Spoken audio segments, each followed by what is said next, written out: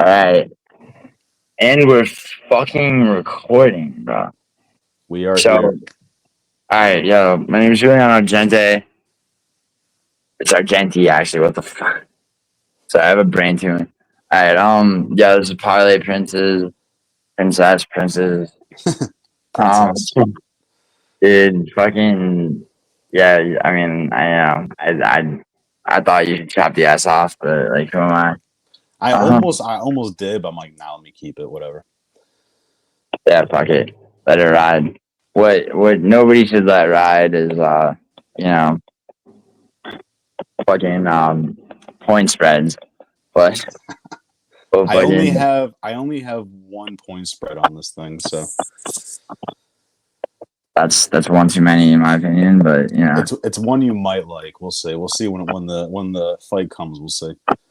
yeah. I mean, but yeah. So all right. So UFC Fight Night, Dolidze versus Hernandez is actually that. I mean, I say it's like people go, "What's with the actually shit?" And the reason I say a lot of the time I'll do a prediction video and be like, yo, this is actually a pretty good card is because so many people bitch about fight nights, right? Like and there's so many Apex cards where people are just fading the entire thing and then it winds up being good. It was like last week. Last week was pretty demon, for an Apex card that should deliver. Yeah, it did. It did. This week I think is going to be better because of honestly, just the main and co-main are fire. There's a couple of fights I don't care about as much, but Yeah, I don't mind it. This could be like a bootleg fight night, honestly. UFC's been putting on some shitty fight nights. This could be a fight night, like just with name value and all that. Yeah, name value though. It's like there's only so much to be said for it. Cause it's like at the end of the day, it's like you're either an MMA fan or not, Yeah. But anyway, all right, so let's get into this because they added a fucking last minute fight, which people are hating on. It's probably going to be a good fight from a prediction standpoint, though. It's kind of a bitch. That fight is Cody Brundage versus Eryk McConico. What do you think? Man, I just don't know enough about Eryk McConico. He's had one UFC fight and it didn't go well at all. But then again, you got Cody Brundage, who's like one of my least favorite fighters. I'm sure he's chill in person. It's just like all the no contests, all the DQs, like close fight with Julian Marquise. It's like, what do you do with this? And he's a favorite. Yeah, he is a mild favorite, but the thing is about Cody Brundage, right? He's good enough to have if you paid anyone that paid attention saw holes in Bo Nickal's game starting with Cody Brundage, right? Mm-hmm. And his instincts are there, like when he slam KO'd Zachary Reese. The Julian Marquez fight, you got two down and out motherfuckers like Eryk Anders versus Chris Weidman, and who's Eryk Anders we'll get to. He's also on this card. The thing with Eryk McConico is he's coming off tough enough. They put him up against Ruzaboyev, who his last fight aside is one of my favorite fighters at middleweight, outside the rankings, he got demonized by Ruzaboyev. But Ruzaboyev, knocked out Bruno Ferreira in one round. So it's and also it's somebody's first octagon fight. It's a lot of the time it's that has to be it's this rite of passage to lose your first fight. It happened to Pavlovich, got knocked out by Overeem. Marab lost early on, so did Islam. But also it's Cody Brundage, you got to imagine that his contract was in jeopardy before that Julian Marquez fight, which turned out to be a fucking sick fight. Actually, he almost got finished, and he turns around and knocked him out. So both these guys have knockout power in the depths of their torn souls. The reach on McConico, it's there. I mean, the problem I have with McConico, honestly, is that he's not a grappler really whatsoever. I mean, it's like you look at his record. He's got a rear naked choke in his debut as a professional fighter, which is in like a nothing regional promotion. Cody Brundage is a wrestler. I think Cody Brundage, like if Cody Brundage isn't CT'd up, his game plan is gonna be 100% take this dude to the ground. Because he's got because he's I mean, the reach advantage is, I don't want to go all we want picks and just read the fucking stats, but like it does. Sometimes it is significant. No, yeah, I do look at that. I look at age, and I don't really care for height. I care about reach and age, honestly.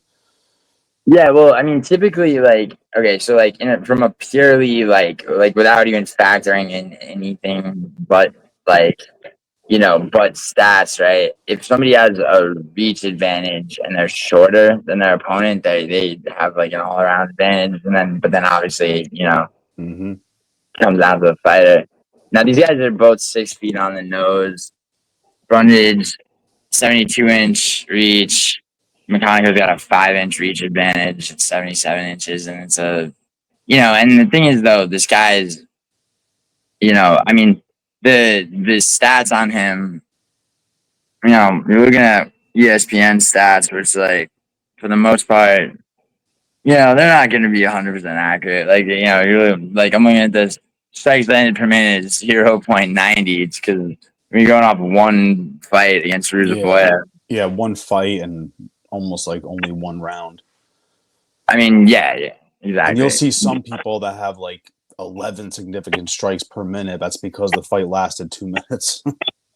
Yeah. If you're going off one, I mean, if you're going off like a single fight, I mean, the thing is though, like McConico, like, I mean, like everything I've seen.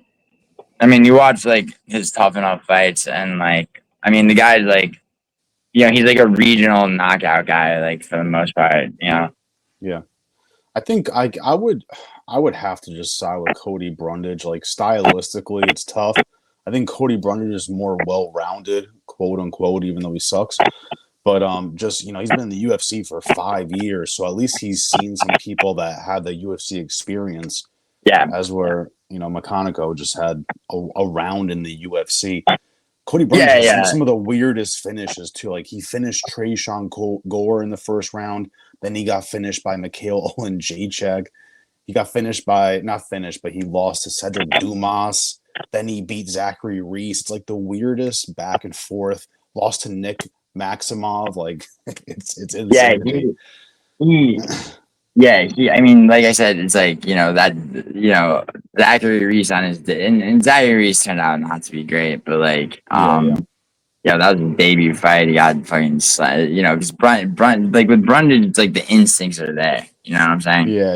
Like, exactly. And like McConico got signed right off Tough Enough, not even off the Contender Series. Like, I mean, like, I think honestly, I think he's a 10. I'm gonna take Cody Brundage. Yeah.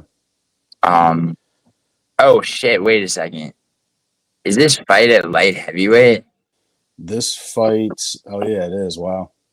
That's very strange. Yeah, I guess because it's so short notice. So this isn't. It's probably that's true. It's probably gonna be a catchweight actually. This is just not a fight I can bet on. Like, I mean, well, gun to my head, I gotta go Cody Brundage, but like you will see this in 0 of my parlays. It's a prediction, right? Yeah. I mean, it'll be on parlays, but like, this ain't like. I mean, I don't know about live betting on this shit. I mean, maybe. Yeah, maybe live betting's probably the safest, honestly. But anyway, all right, let me get to your favorite fight on this card: Gabriella Fernandes versus Julius Stoliarenko. Yeah. So tell us why Gabriella Fernandes is your fucking your lock of this card parlay. This is not my, this is one of my locks. I was gonna say it's not a lock, but that's a lie. It is a lock.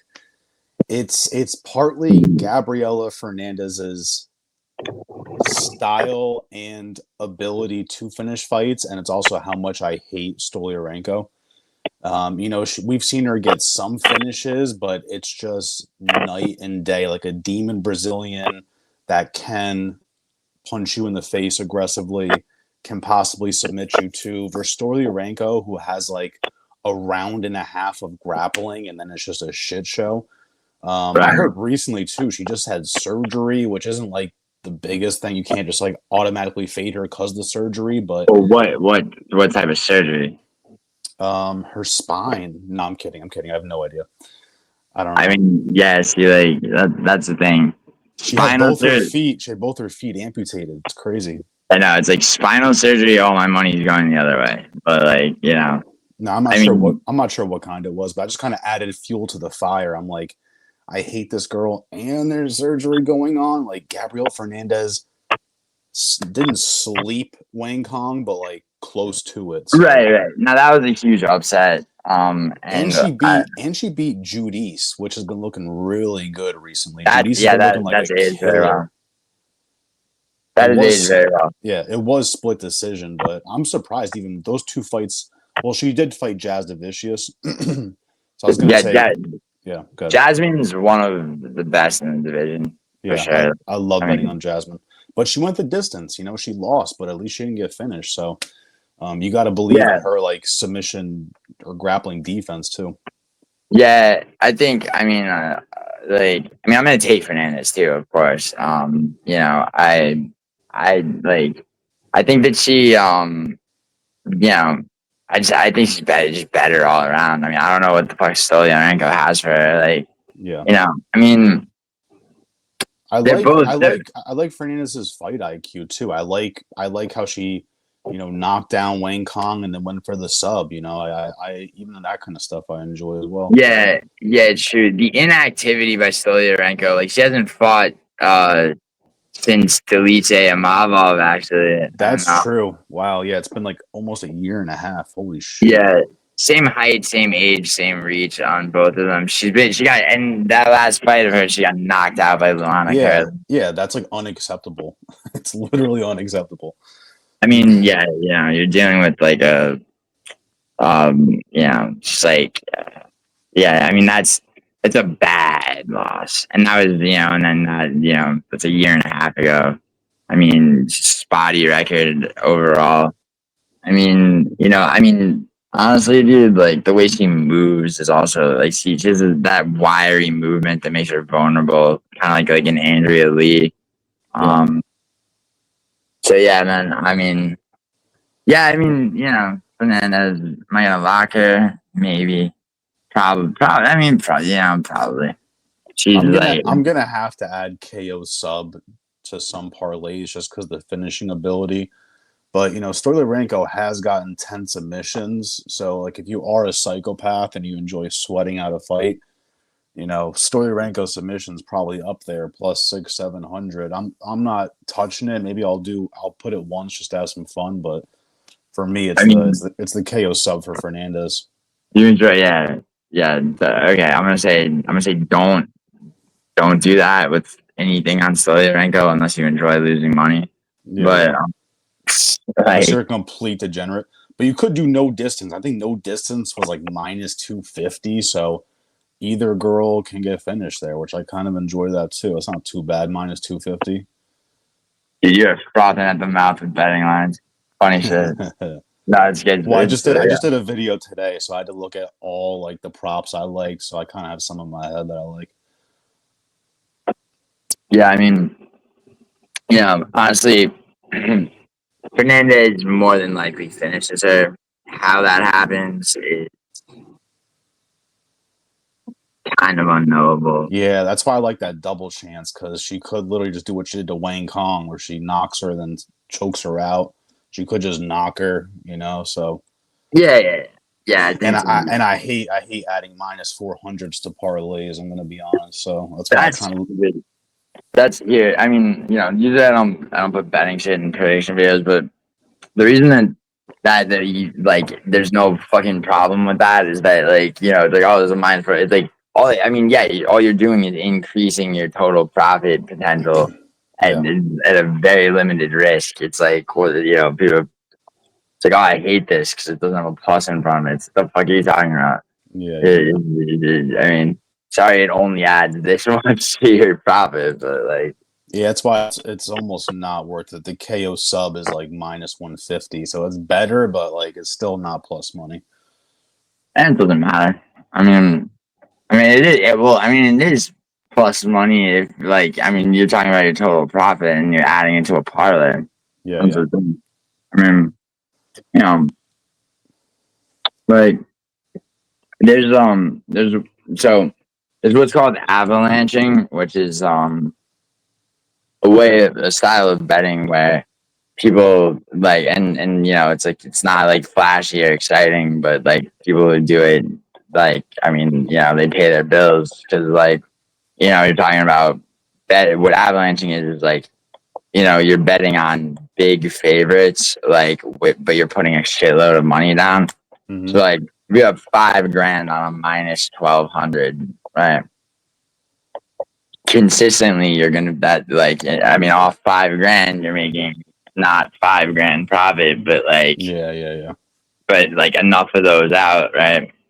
And I mean, I don't bet that way except for once in a while.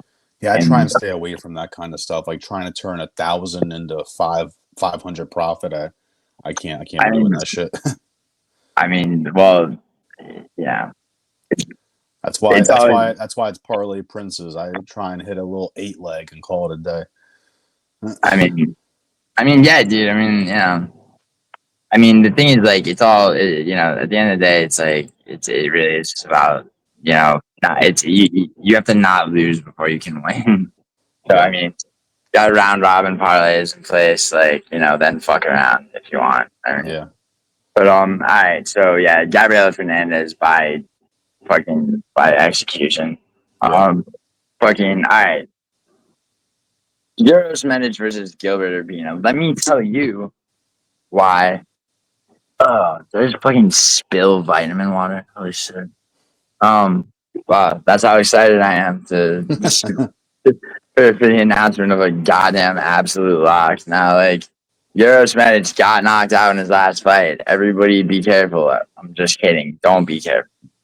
Well, yes, always be careful. But Gilbert Urbina is a fucking absolute, absolute fucking, like, just feed, just like, just feed highlight KO reel footage to your opponent type fighter.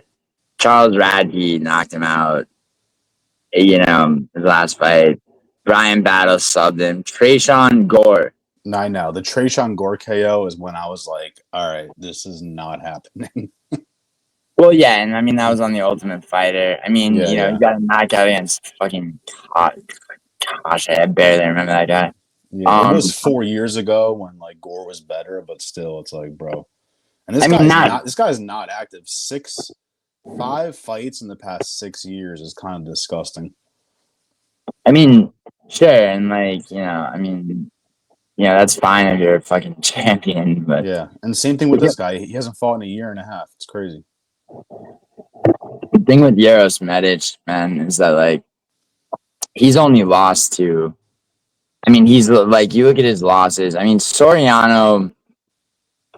Soriano's kind of inconsistent. I mean, Yeah, but that was like that fight, bro. I mean, that is what Soriano does. Is he fucking has power, so it happens yeah, to the it was, best of them. and yeah, that fight was a bit like, like, let me think, like, so like, Themba Garimbo versus Vicente Luque. It's like a man walks into a fist, like, you Yeah, know, literally. where it's really, I mean, there's no fighter on the roster that's gonna do that twice in a row. Like, if there's anything they can do about it. And also, Gilbert Urbina is not knocking anybody out Yeah, except for Cachoeira. But Uroš Medić beat. See, I mean, Uroš Medić, his losses are. I he lost to Jalen Turner back when Jalen Turner was like, was looking like a prospect in 2021.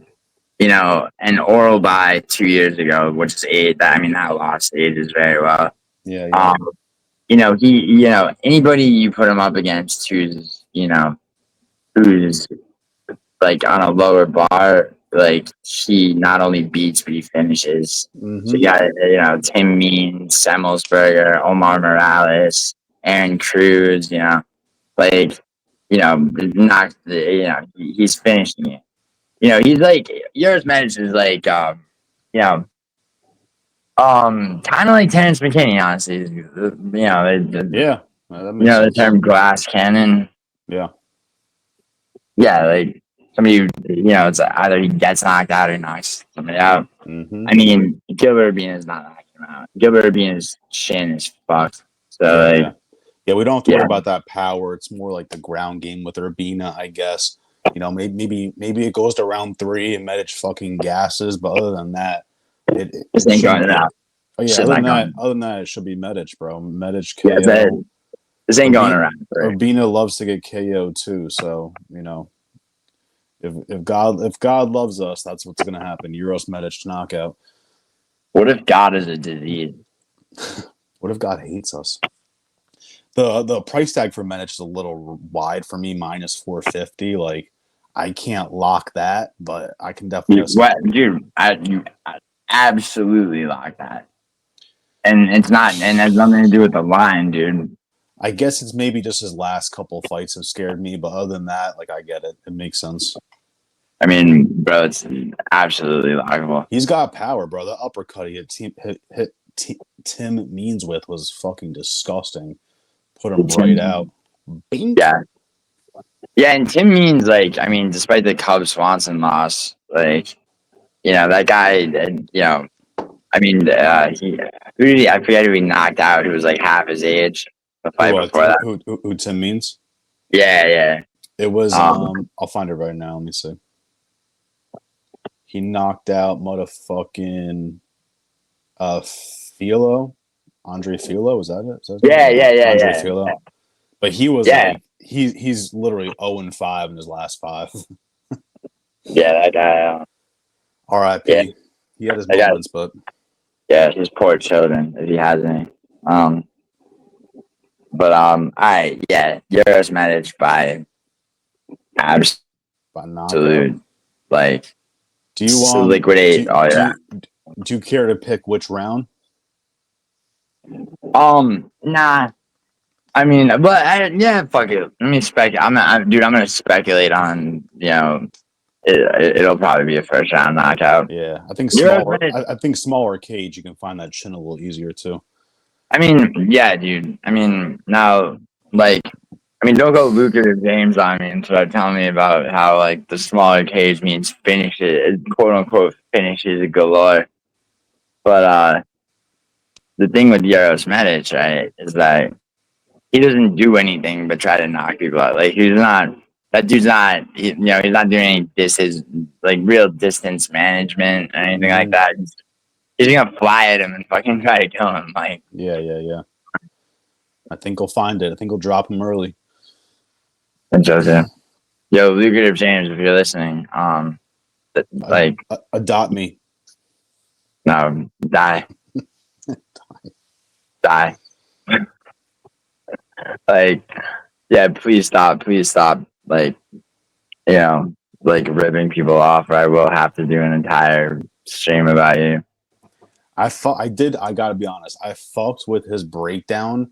I just found out about him, but the breakdown. Dude, I'm flying in New York tomorrow, dude. Like I don't even come imagine. Nah, but the Hernandez Dolidze thing, it was like 25 minutes long, and everything he said like makes you scratch your head. So, I'm never gonna. Dude, But dude, that guy is the biggest fraud in like professional gambling. And trust me, I know as a professional gambler, lucrative James, like,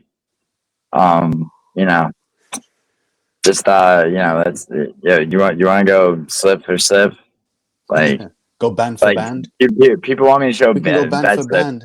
Go get if anybody can go get lucrative James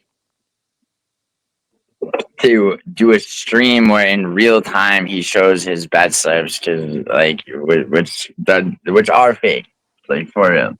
Like if he's willing to like turn on camera, open up his phone, and actually go and show bet slips to validate them, with me there to tell him like, yo, actually do this, actually do that. It's like, oh my god, I'll open up everything to everybody. Everybody can see it. Yeah, like you'll see it. You can see everything. You can see my live bets. You can see my my profit margins. Instead of just like what I tell people normally, which is just do everything I say, and on percentage you'll make as much as I did, and then the math will work out. No one wants to do it. You heard it here first, guys. Giuliano will go ban for ban with lucrative James. I mean, that's not. Well, I mean, sure, I'll do that too. But what I'm saying is, like, it's like I'll show you my shit, like, if that's real. Like, if lucrative James will, is willing to, take the fucking Pepsi challenge when it comes to, just proving that he's not a fraud, which he can't do because he is. But lucrative James and his fraud scumbagish, just like robbing people out of money aside, Uroš Medić. We say that all to say Uroš Medić KO. All right, so next fight is my good friend Klaus MMA's fucking future wife Joselyne Edwards versus Priscila Cachoeira. Now, Parlay, do you have some early lean that you're sipping on? I am super heavy on Joselyne Edwards.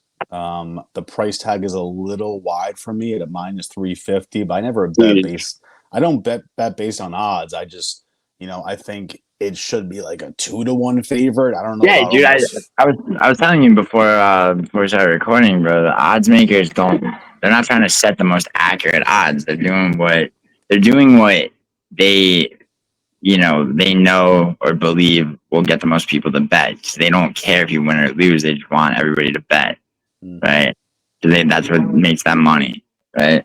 Because no matter win or lose, it doesn't matter what the drop is for the house, which does it, and the house being your gambling sites and your casinos and shit. They want you to lose for sure, but the drop being how much money they take in.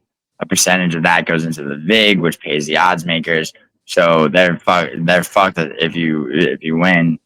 They still have to pay into the VIG. The odds makers just make more money based on betting. So if you see lines that make you want to stay away from a fight based on just the lines, the odds makers are failing, right? Mm-hmm. Not like the mid lines are only one component of that. All your prop betting, don't forget they're setting those too. So it's like you're looking at a fight where, you're like, okay, I don't want, this line, this is like, there's not enough profit for me in the midline. So I'm going to look for a fucking prop on this, like that you are being manipulated. Like that's, yeah. That's like when they do fucking, what's his face, Peyton Talbot at a -1500. I'll still bet on it. Like, I don't bet the money line. I try and find better value, but I get what you're saying. It's like, yeah, they're trying to fuck with your head. Yeah, the problem with people who are talking about use terms like better value, they're not professional. Because better value is the most assured you can possibly be, right?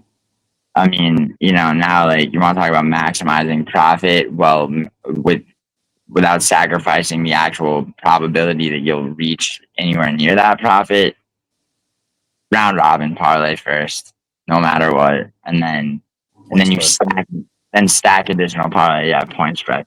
I mean, if you want to chip away at your potential profit, bet the point spread. No, I get it. It's like people comment in my videos all the time, like point spread is pussy. I'm like, yeah, but I just don't trust them enough to bet the. I mean, dude, the thing is, that's the thing, bro. It's like, stick with me, kid. It's like this type of thing. I mean, dude, it's just like, you could show me a fight where the point spread is probably gonna hit, and it's like, have I never bet point spread before? Like, I'd be lying if I said I never ever dropped a point spread bet. But the problem is, I knew it. yeah, yeah, yeah, yeah. I'm But kidding. dude, I'm kidding. what I'm saying is like, it's like I'm talking. If you're talking to like a wide array of people, right? It's like you have to kind of keep things, sort of succinct. People are gonna laugh at me for saying that because I fucking ramble all the time. But like, the reality is like, people are only listening for so long before they're frothing at the mouth, like ready to, drop whatever bets they're gonna make. So, it's like, if I'm like, okay, well, let me cover this and then that and then this and then that, right? It's like, I mean, and maybe I should do that. Maybe I should be like, all right, like, here, I'm gonna do a video on fucking, on betting, over unders. I'm gonna do a video on live bets. I'm gonna do a video, yeah.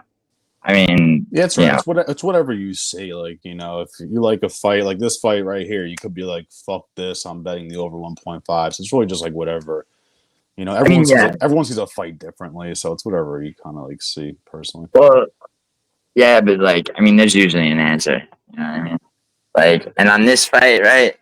I'm not gonna lock. Like, I don't think I'm gonna lock Joselyne Edwards. And I'm talking about when I say lock, I'm talking about like I'm always talking about midline.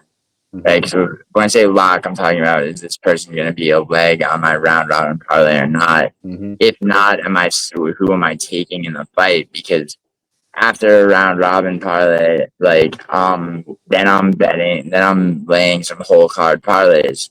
Because why? Because with $5 out, you're like your 11, 12, 13 like parlay is gonna pay four figures off literally $5. So it's like, you have several of those, like, which fights you're iffy on, right? So, it's like, okay, this is like, you got a fight where it's like, fuck me, like, yeah, this is who I think he's gonna win. I'm gonna put this for. Then you do like, then you do another one. You leave that fight off. Then you're up to like maybe $30 on a 9 leg, right? Where it's like, yeah, I got my locks on here, plus like I'm really pretty sure of like three or four more. Like, even it's like just off of that, your payout is gonna be, let's say all your locks hit plus like three, that you have on a 9 leg parlay, you're doing well, For like, this one, do you think Edwards gets a finish, or that's why you're staying away from it because you don't trust the finishing ability? It's okay. So, I mean, I'm not staying away from it. I'm just the reason I'm not necessarily, see, and I may change my mind by the time I do a betting advice video. The reason, I mean, okay, so Cachoeira knocked out Joselyne Nunez, who's really fucking short for the division for bantamweight. She looks so bad in that fight too. It was like horrendous to watch. Yeah, she did. Yeah, she did. Now that's after Cachoeira is coming off two sub losses to Judovicius, which is respectable. That's fair. And Miranda Maverick, which is honestly her last fight against Rose aside, even though, I mean, people are, oh, she's a decision merchant. Miranda Maverick's actually pretty good. Yeah. Priscila Cachoeira, though, she knocked out Ariane De Silva. I mean, granted, that's 3 years ago, but I mean, it was March of this year that she finished Joselyne Nunez. We got two people with a lot of power. Like, Joselyne Edwards definitely, has that. I think Edwards is growing into herself, too. She's only 29. Cachoeira's 36. That's a very good point. She's also bigger. She's a lot bigger than Cachoeira. Yeah. She's got, she's got 5 inches of reach on her. She's got a fat ass, too. She got that base. Bro, yeah, dude. I mean, you're stepping on toes with my friend Klaus, who, like, I mean, dude, he's already coming up with names for his kids with Joselyne Edwards. But I get it. But I mean, I love it, dude. Like, her losing to Aileen Perez, I think, is absolutely fine. The Nora Cornhole loss was a robbery. Other than that, she's either subbing people or KOing them. So You know, I don't The mind robbery, it. really. Yeah, I don't know. I just don't know if she gets a finish or not. Like, I want to believe it. I just kind of think Cachoeira may be a little doggy. So, Bro, it's like, not. I'm See, looking at that's the the thing. points, but I just like the money line for Edwards. I really can't figure out what she does here. Yeah. I mean, dude, I definitely. I mean, They have no her matter listed how. as a striker too. I don't really. I guess she does Well, strike. she subbed Vidal, Yeah, and Chelsea Chandler. yeah, Chelsea Chandler was. I mean, she's. Yeah, I mean, you're looking at ESPN, dude. Like, yeah. But Chelsea Chandler is horrible too, so I can't really. I mean, yeah, for sure. But I mean, also, it's like Chelsea Chandler is horrible, but I mean, what that means, and like in the scope of things, is that she loses a decision to Cachoeira, probably. I mean, whereas Edwards knocks her out. You know, yeah, I say that. Although Cachoeira's got that fucking knockout over Joselyne Nunez, which Yeah, I mean, Nunez. I mean, she's on a losing streak. It's like, Edwards' safest path to victory is just to avoid the punching power, use them big ass thighs, get this shit to the ground, keep her there, ground and pound. You know, just don't stand and bang with Cachoeira. That's what I personally think. yeah, that's also sort of what you may or may not be looking forward to edging to. But um, That's probably better. You get to see her fucking grappling and all that. dude, you and Klaus, bro. Bro, You see something. every prediction video I see, they mention her fucking butt cheeks. Every single one. Dude, yeah. Well, I mean, you and him, dude. You guys, dude. Her last fight, man. He was probably like I said, he was frothing at the mouth, dude. That's Like funny. a frenzied ape in a cage, bro. So we're both on Edwards. It looks like, but you're just not 100% Yeah. sure if you're pulling the trigger. I'm taking Edwards, and you're both on her. But like, the question is, which one is literally going to be on her? And Well, you guys can have Edwards. I'm looking at Aileen Perez. oh Jesus! That Like, shit's stanky. does anyone understand that Diana Belbita is the hottest? Like, better than Annabelle you. beats. Oh yeah, she's just a little too small for me, but I get it. I get it. Dude, I'm 6'2.5". I got a thing for short girls. Mine is Mackenzie Dern, bro. I'm a sucker for milfs. Mine's Mackenzie Her, Dern. I'm sorry. her goddamn ex tried to sue me. Oh, Oh, that's Jesus. right. That guy's a fucking psychopath. Yeah, see, watch this video get shadow man now.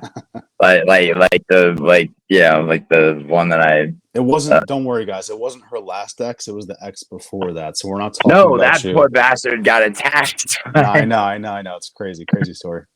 All right. Jocelyn Edwards. Okay, so I'm gonna let you. I just did. I got to take a huge piss. If you want, you can just read off the next fight and just break it down a little bit. I'll be back in like 2 minutes. Oh, thanks. All right, yo, this is a dope internship. Thanks, boss. I'm about to. I'm just saying, just so you're not just like sitting here. Like if you want to just run through it. Bro, yeah. Don't worry. I got this. Elijah Smith versus Toshiomi Kazama. Think about it while yeah. All right. So what was that peeling sound? Like, it sounded like someone just peeled a wrapper or something. All right. Wow, this is so I went into this video knowing that doing a prediction video with Parlay Princes, might be questionable, but you know what? Fuck it, because I'm flying in New York in like 8 hours, so like play it to the bone. Gotta get the shit out there.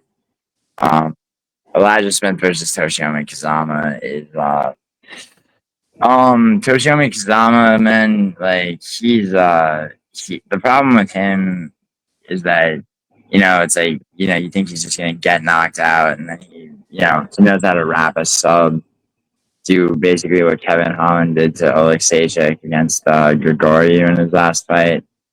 But his debut was the final for Road to UFC. Like his debut in actual UFC, and it was again. 33-second knockout loss to ring. Geez. That. Yeah, I was saying that Toshiomi Kazama, I mean, debuted against Nakamura, gets knocked out. I mean, what are you gonna say, right? Garrett Armfield knocked him out in the first round. That's bad. Yeah, it is. Now, the thing about him, though, I was just saying, like, you remember when Kevin Holland fought Oleksiejczuk? Oleksiejczuk put him right on the ground, and then he cinched up an armbar. Like, more or less, that's how Kazama beat Speak Grigoriou, which is like, and I mean, that guy, that guy's prior fight, like, it was a kind of a war. And that guy was he was about to ground and pound Kazama into a knockout. Now, it's like the grappling is there. Kazama has the instincts. The thing is with I mean, like, Elijah Smith is 22 years old, right? And he did just debut. He's got his first fight in the octagon out of the way. He beat Vince Morales. Now, Vince Morales is a little bit better than people think, but I picked Vince Morales in that fight. I was like, this is my geyser right here, but it happens. Right. I mean, I did too, to be honest. And the problem with that fight, is that, you had Elijah Smith almost get subbed 3 times. Now, he almost got his own submission. He's taking Vince Morales down 3 times. Morales took him down twice. So, you got Elijah Smith's a guy that can handle himself in, like, a situation where you're on the ground and somebody's trying to sub him. With a crafty vet too. Vince Morales is a crafty vet, quote unquote. Maybe not a vet, but he's had some experience, Yeah. This isn't Peaches and Creamville, bro. All right, Lucas Tracy. Nah, dude, I'm calling you Lucas Tracy. But fucking that's another one that should book a fucking bridge jumping trip with Lucas Tracy. I don't think Lucas Tracy bets, so he's just on YouTube having fun. It is what it is. Dude, that guy. Dude, I guarantee you that guy's like riddled with like just soulless rage. Like that guy walks around like fucking like Jake Gyllenhaal's character in Nightcrawler. Honestly. The price tag on Elijah Smith is disgusting though. Mine is $800. Like I get it. Yeah. Now the thing about that's another case of odds makers trying to entice people to bet the underdog at plus 500 on Kazama given his last fight, right? Now, Elijah Smith, is he lockable is the question. I'm going to take Elijah Smith to win, right? Like, I mean, I'm doing this video with you knowing that there's going to be gambling talk infused into a prediction video, which normally I try to avoid, but, honestly, I mean, I'll tell you my lock. Look, can I tell you my lock for this fight? My lock for this is. Oh, you about to chill up top? Okay, go ahead. No distance. It's minus 430, which sucks dick, but like, there's no way this goes the distance. There's no fucking way, bro. It's more likely to go the distance than not, to be honest. Really? But I also like, and I mean, I'm gonna tell you that right now. Like, but at the same time, like, it's not a bet. I mean, really, it's like the degree of certainty either way on that is it's not something that you want to put anybody wants to put hard-earned money on. If once again, unless you want to donate it to MGM and shit. I'd be very surprised if it's happened before. I'm like, there's no way this goes the distance, and then it goes the distance. So I get it. It's if you want a little, you want a little insight into that, like Elijah Smith versus Vince Morales, same exact line on no distance. Really, it was. Yeah. Wow. and that's the thing, man. It's like, Kazama is very like, he's skinny, so it's like, but like, is Elijah Smith really gonna sub him? It could happen, right? But the finish means a knockout for Smith more likely than not, right? Mm-hmm. So basically, it's like like I said, it could happen. What I'm worried about is, Kazama finding a scramble, taking the back. Elijah Smith is competent, defensively responsible in a grappling situation for sure, but he's young. On the same token, he's fought his first fight in the UFC, which that means more to me than But because you get these guys coming off the Contender Series. For every Kevin Vallejos, bro, there's 5 guys. I think he's fought better competition. Maybe not. Maybe Randy Nakamura might be better than Vince Morales, but I think he's. Wait, are we talking about? Yeah. Oh, yeah. You mean Kazama's fought better competition? Well, I was gonna say Elijah Smith has, but then looking at it, I'm like, maybe not. Dude, Elijah Smith had 1 fight. Kazama's had 3 inside the UFC. Yeah. Now, the guy that he beat, Gregorio, is. If we're gonna do MMA algebra, which is like, that's the worst way to try to pick a fight. But fuck it, let's go. Like, he might have gotten cut. He might have gotten cut because he hasn't fought in like a year and a half. Yeah, sounded like you said cucked, which dude, this video might be on the train of being shadow banned. So let's dive right in. Gregorio gets bodied by Vince Morales. To be honest, yeah. Garrett Armfield versus Vince Morales. I'm probably taking Vince over that, I guess. Yeah, probably. But I hope that fight. Don't ever make that fight, Dana and Hunter, because I'm trying. I got 1 sweep of a card this year. This time last year, I had 3, actually 4 at this point. So, I swept 5 last year. I'm like, Jesus, we gotta get. I'm trying to come within 4 percentage points of my supernaturally good streak at the end of last year. So so we're both on Elijah Smith KO. Yeah, definitely on Elijah Smith. You're looking for props. I think just like how you see the fight ending if it does, I think that Elijah Smith's gonna probably. The move against Kazama is to strike and then not go down into his guard. That's the mistake Gregorio made. He realized this guy was made of glass, basically. He hit that knockdown and then went, had a lunge. Like that, I always think about that Pooja Tumar shit, how she fucking head kicked Sean O'Bannon and then went in the guard. I was like, no. Yeah, don't go in the guard of Kazama trying to ground and pound while standing like Gregorio, unless you're capable of that. Mm-hmm. The move, with Kazama, if you put Kazama down flat on his back, knockdown, honestly, dive into his guard and be in top control, and then hit him with elbows. That really is the move. Somebody just standing ground and pound against a guy like that, he's if he has enough life in his body to armbar you, your arms are going to be hyperextended before you know it. So that's why I like that no distance. I don't care what happens, just don't go to the scorecards.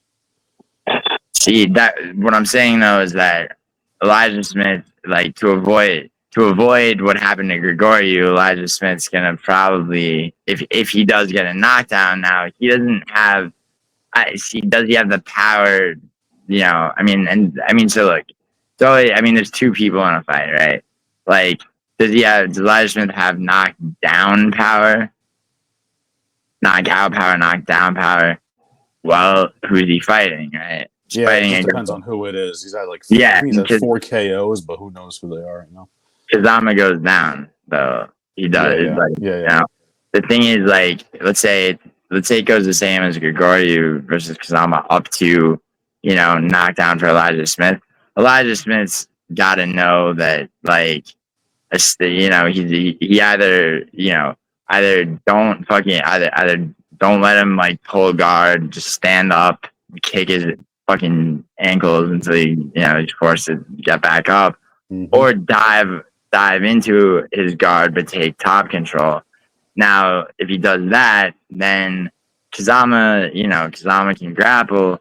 He can also defensively grapple. So it's like you could have a situation where, you get a 30-27 for Smith because Kazama can, just spend 3 rounds stopping submissions. So, I mean, either way though, man, it's like, how the fuck does Kazama? I mean, I could see him. It's like, try to see the fight in your head. It's like there's ways I could see him maybe taking the back of Elijah Smith. He doesn't really have the strength to hold him against the cage or try to like wire his legs into. He'll probably shoot takedowns, man, but like. He's only had one loss that went the distance. His other 3 losses are all by KO. So I like Kazama to get his chin checked in this one. Bink. Yeah. I mean, either way, we're on Smith. Yeah. Let's go to the next one though. Yeah, Julius Walker versus Rafael Cerqueira. All right, so very quickly, honestly, I had Alonzo Menafield beating Julius Walker by way of Julius Walker being unfamiliar with the octagon, which is something that people do not take into account. All right, all these fucking Bellator guys coming over, looking like shit. Like the hype on Patchy Mix was so stupid. I was saying it the whole time. And then it looked worse than I even imagined. Yeah, insane. I was smiling ear to ear. Starstruck. Now, I mean, despite what Dan Ige just did to himself against Pitbull, like Yair. I mean, Yair looked less impressive against Pitbull than Batista did against Patchy Mix. But regardless, dude, these guys. I mean, MVP is the best one. He's about to get cannoneered. And yes, I am saying the cannoneer will be MVP, but we'll get to that. I was just arguing with my friend about that today. I'm like, bro, I'm going cannoneer heavy. Yeah. I mean, take it out and like that's for when that fight is. Take it up with future Gio. Like right now, Rafael Cerqueira, dude. Modestas Bukauskas is a great fighter. All right. Yeah, it's like, was his last fight fucking dicey? Sure.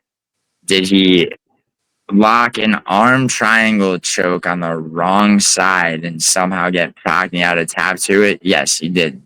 He did do that. Fuck did he knock Cerqueira out in the first round by just barreling into him? Very, very looking like that fight reminded me of Tyson Pedro versus Anton Turkalj. Like, just fuck, like he had a fuck this guy's bullshit type energy. I don't even know how Rafael Cerqueira is still here, bro. 35, 2 losses in the first round. Like, this should be it for him. This should be it. He's more pro MMA experience. He has 13 pro MMA fights. Julius Walker's only had 7, but you watch any tape on him from before the UFC? Rafael Cerqueira? Yeah. No, I haven't. Yeah, Demo Fight is the promotion primarily that he fought in. Sounds horrible. It's it's a lot of Brazilian like headhunting, and rising to the top of that, I mean, is like, dude, look, like, MMA is MMA, but, combat sports, it's all relative, like when you're talking about like somebody's, somebody, it's like, for example, Rainier de Ritter coming out of one fight championship, like you're coming out of one fight championship to the UFC, I'm paying attention, you know? Like, I mean, I'm paying attention regardless, but you get what I mean. Like, you know, versus, I mean, LFA, I enjoy LFA. I think it's, you know, just like an LFA, I'll do an LFA watch along, you know, type of thing. Like, you know, though it is definitely a feeder for the UFC. I mean, the biggest feeder for the UFC in terms of literally existing purely for that purpose is Cage Warriors. Brutally honest was telling me a while back to just the extent to which that is true, like how you know, but but basically like you know, yeah, like fucking Cerqueira is he's not there's a ceiling on his talent or ability, what you put you change promotions, you can only climb the ladder so high. He's one of those people. Now Julius Walker, Alonzo Menafield, you could say he's washed, you could say this, that. I knew he was going to beat Julius Walker because he's fought. Now, yeah, he got robbed. No, he didn't get robbed. Alonzo Menafield definitely won that fight. Yeah. Did he win that fight incredibly decisively? No, because he's on his way out, right? I mean, he's on a PFL train. But regardless, right, that's Julius Walker's first fight. So, yeah, and Julius Walker. And it wasn't like, it was pretty close. So it was. I like that for Julius Walker. Not so much for Menafield, but I like that for Walker. First time in the UFC, going close with Menafield. Not the best guy, but not the worst guy, Right. And the thing is, like, it's like Julius Walker is now at a point where, he's going to be familiar with the octagon to enough of a degree. I mean, Cerqueira hasn't had young. time. He's 26, which is crazy. He's 26. Cerqueira's 35. That's nuts. Yeah, he's 26, and he made it down to the razor competitive against a veteran like Menafield, who normally just based on fight IQ and other things like that should have been able to, like he should have been able to take this dude to school, like, you don't belong here type shit. Instead, it went to split decision. So like, yeah, Julius Walker has, I mean, I'm not gonna say he's got like he's a future contender. I mean, but is that possible? It definitely is possible, right? It says he landed 86 significant strikes too. That's good enough for me. He got a takedown as well. Yeah, he did. He's good. He was a little bit like in the clinch. He that was where Menafield, like, that it was the clinch, in the center of the octagon where Menafield sort of like keeping Walker at bay, so that he couldn't, so that he couldn't, until the second and definitely the third round where they're both gassed. That was, and there was a lot of thrashing around, like grappling and shit, right?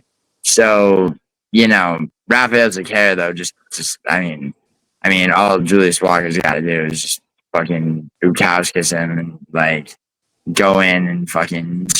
I mean, you couple of strikes, a couple of big shots, a jab. I mean, honestly, just a jab and a right straight, rocks Cerqueira to where Walker can, like have him Anthony Smith, down. No, yeah, I expect definitely a finish. I like KO sub for Walker. They got no distance. They got no distance at minus 1,000. So good. Try this. Forget KO sub. Try KO first round. What's the? Tell me what your. It should be that. I just always get scared when people have gotten subs recently. I'm like, because I've. Who got a sub recently? What are you talking about? Julius Walker. He's gotten 2 subs out of 6 wins. So he got a sub. He got a sub a year ago, and it was in a championship fight at Synergy FC. Yeah, that was the Bartling fight. Yeah, Yes. Bartling. Yeah. Now, like, have you watched his the two fights following that? The Myron Dennis. So the Myron Dennis fight was his last fight before he debuted in the UFC. First round KO, just under 2 minutes. And then before that, he fought this guy, this Jamaican guy, Bavon Lewis, who this dude had been in the UFC and had been cut, right? This guy was in the UFC from 2018 to 2020, and this guy he'd been knocked out by Uriah Hall. He beat Daquan Townsend, which really is not particularly impressive. But so that knockout, and then he went on to get he got beat on LFA by Ozzy Diaz, knocked out, right? Julius Walker knocked him out in one round for a championship, for a belt. So you're pretty heavy on Walker KO? I'm heavy on Walker by KO. Walker's definitely lockable, to win. I think that Cerqueira is so. I mean, you got to imagine Julius Walker after what he went through against Menafield. He's a guy. He's probably feeling confident too. He's like, I'm young. I just went split with the vet. This guy fucking's been shooting twice. So yeah, and confident or not confident, I think like you said, he's 26, right? His best days are ahead of him. Mm-hmm. If he's being smart about things, if he's watching tape, if he's, and I mean, you got to know your opponent, obviously, right? I mean, that's why I knew it's preparing for men. It's why I picked Menafield is because, I know Menafield's, he's watching. He knows that this guy's going to try to take him to the ground. This guy's going to try to strike into takedowns. So, the clinch is going to be where he keeps him, at bay, land strikes and point fights, right? And he did. But, Julius Walker, if he understands why and how he lost to Menafield, he'll go far. But, I mean, all that aside, Rafael Cerqueira, it's this, the smart thing to do against a guy like Cerqueira is do what Ivo Osselin and Bukowski both did, and just bully this dude with powers, until he fucking goes to sleep. So I'm sure the nerves are on Cerqueira too. So it should be Julius Walker KO all day. Word. All right, main card, bro. Christian Leroy Duncan versus Eryk Anders. This fight is irritatingly deceptive in my opinion. Yeah. So I agree. I took Eryk Anders to beat Chris Weidman, and a lot of people didn't, and that made me look cool. Mm-hmm. No, I mean not particularly, dude. I can't remember who I picked for that one, dude. But you remember that? I probably faded fucking Weidman. I'm assuming. Right. I mean, despite the blinding of Bruno Silva. The double eye poke. Yeah, that poor bastard. Man. Anyway, Eryk Anders, right? So before he fought Weidman, he fought Jamie Pickett, who, he was the Tresean Gore before Tresean Gore.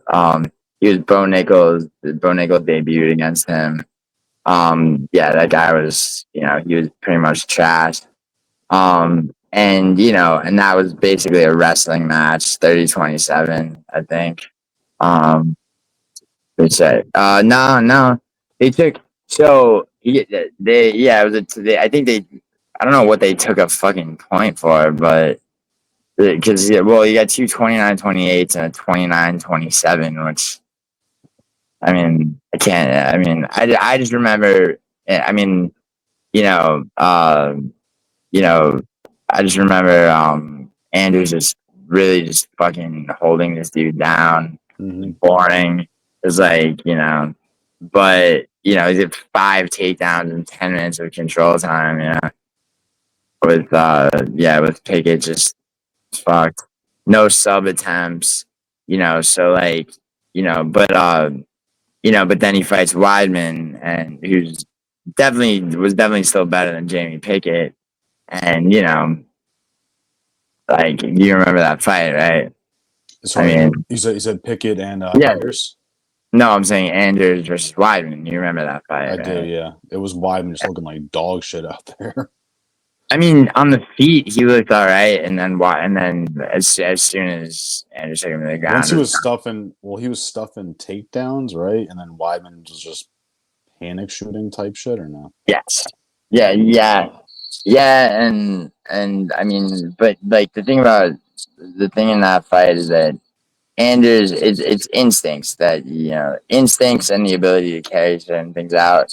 Now you go back a little bit earlier, so like before that, the Pickett fight was just like a who wants to keep their job fight, and Eryk Anders wanted to keep his kind of like the way Pavlovich fought, just like instinct wise, how Pavlovich fought Rosenstrike recently. Mm-hmm. It's like he probably could have barreled into him the way he did Derek Lewis, right? But after that Volkov loss, where I'm convinced he had a broken hand, but before that, Aspinall, took him out. He's like, I'll be damned if I go out 3-fight losing streak, right? Yeah. Decision or not, right? With Anders, I think that's the reason for how he fought Pickett. But before that, he lost a decisive one though, 30-27 to Marc-Andre Barrios. Barrios proved to be. See, but the thing about Marc-Andre Barrios is that you gotta not to let Joe Piper land that right straight. But he took Chris Curtis to a split decision. Part of that's on Curtis. He did very dominant victory over Bruno Silva, which that's just status quo, right? Mm-hmm. The loss to Shara recently though, that was looking like it was gonna go the other way. Those 30-27 scorecards, man. I mean, Shara is backed by some oil money. Yeah. Barrios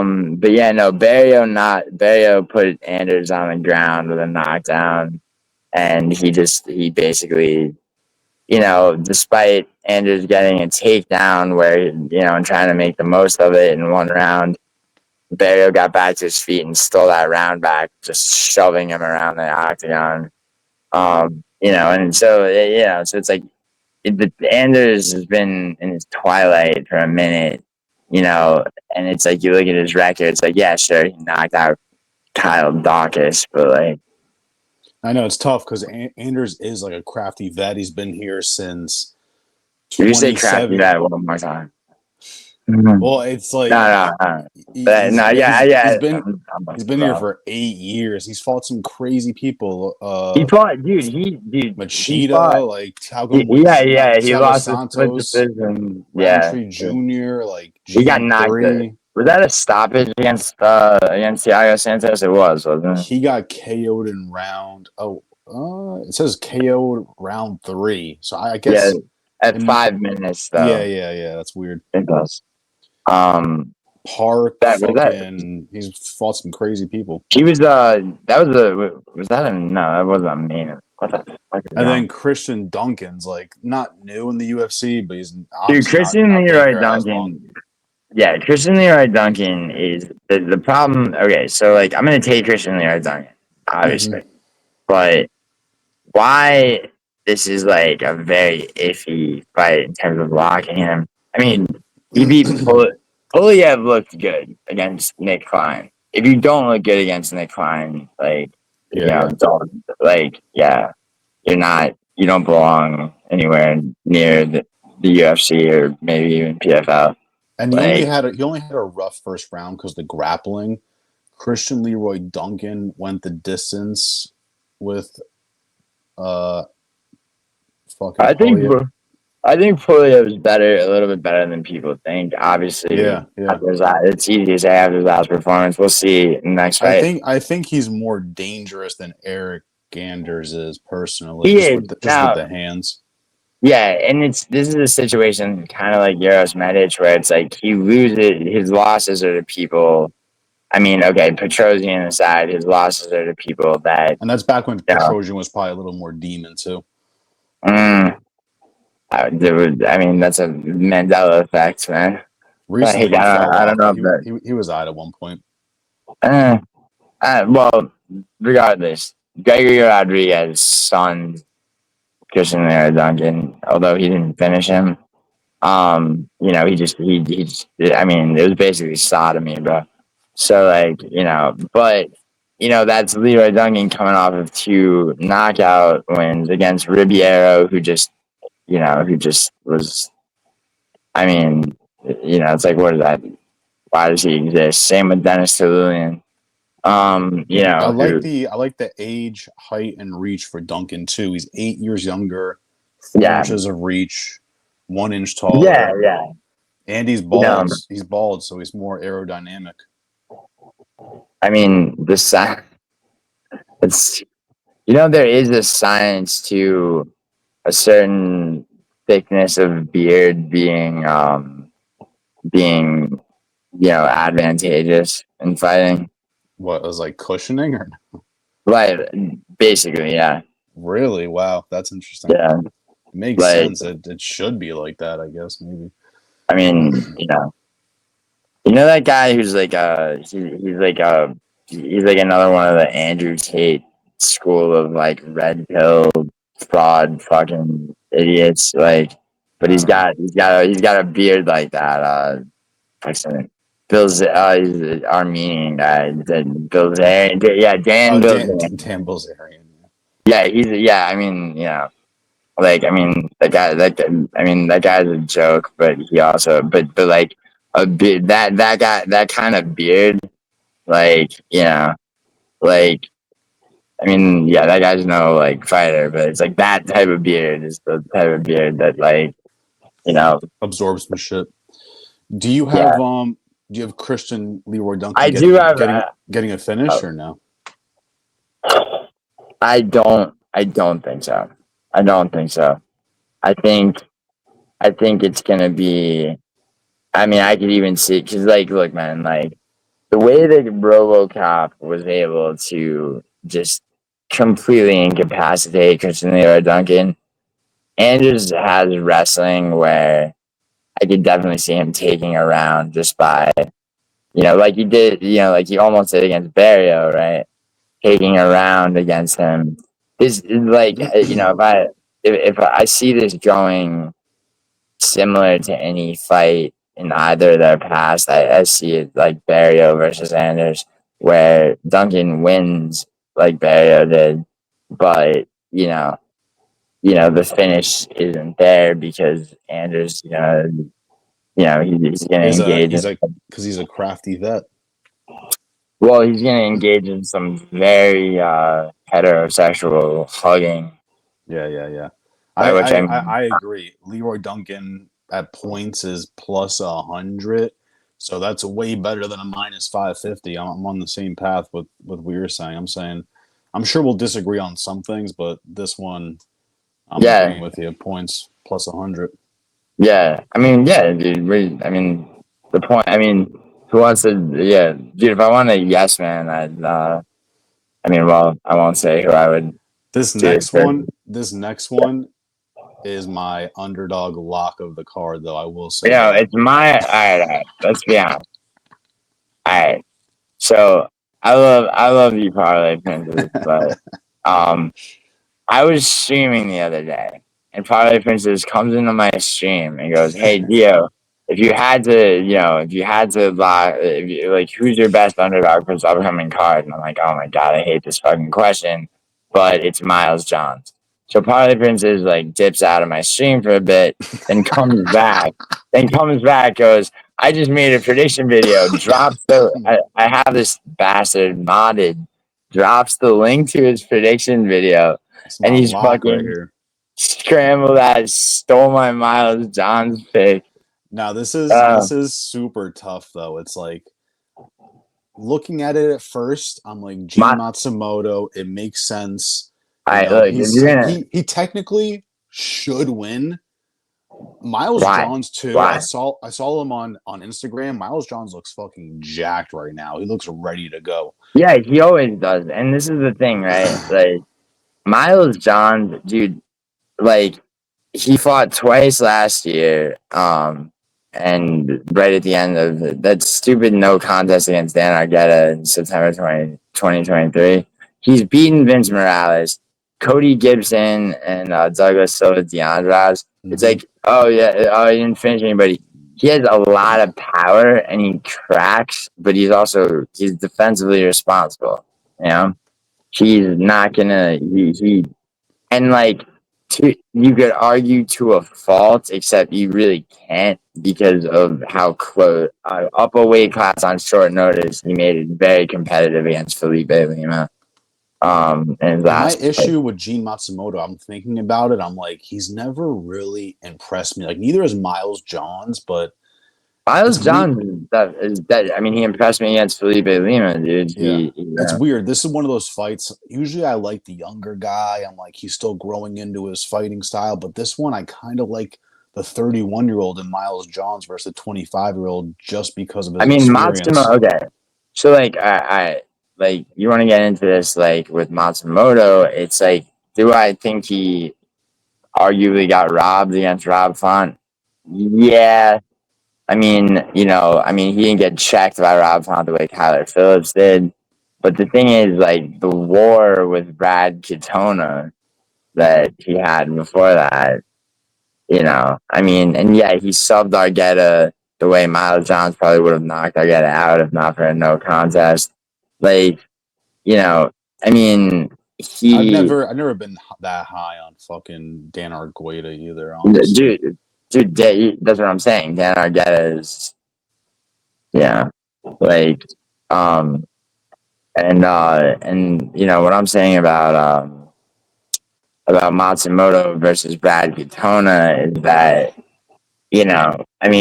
Brad Katona takes you down 3 times. You get a takedown of your own.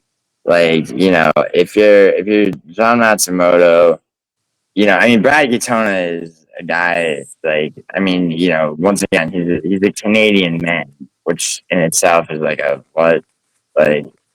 man from Canada, like, impossible. That's the joke about that. I liked Brad Katona at one point, but he just kind of fell off. Like, that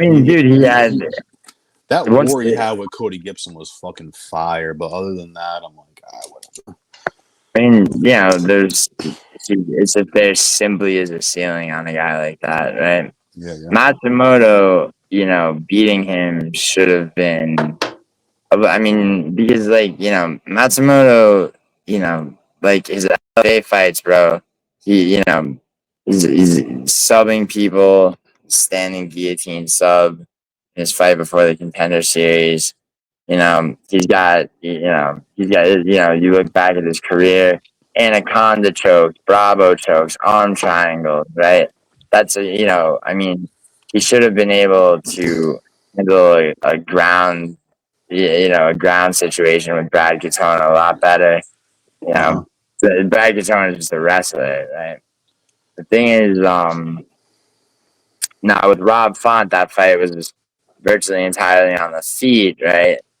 Matsumoto's striking, is not it's not Miles Johns' league, and also now, granted, like John Matsumoto went up a weight class. No, he didn't actually. Actually, he did not. That was a bantamweight fight, right? Miles Johns just went up a weight class on short notice against Felipe Lima, right? And and he was formidable for sure. I think that Miles Johns is a very underrated fighter. He made me money, man, all last year, but he also, if you look at the way that he fights, he lands hard and retreats. He has kind of like a hit and run style on the feet. I mean, I don't think Matsumoto. What do you think in gun to your head? Like Miles John going the distance, or you see a finish in this? I think it goes the distance. I think it goes the distance. I like that prop too. Going the distance if you're too scared to bet on Miles Johns, like not you, but someone watching. The distance prop is minus 250, which is like not the best, but not the worst, I guess. Yeah, I mean, you can add that to 1 second. Yeah, you could add that to a parlay. Once again, after round robins. Like this is one of those fights too, where at plus 250, they might have his point spread at plus money. Like maybe not, but this is one of those ones where I might take. Why don't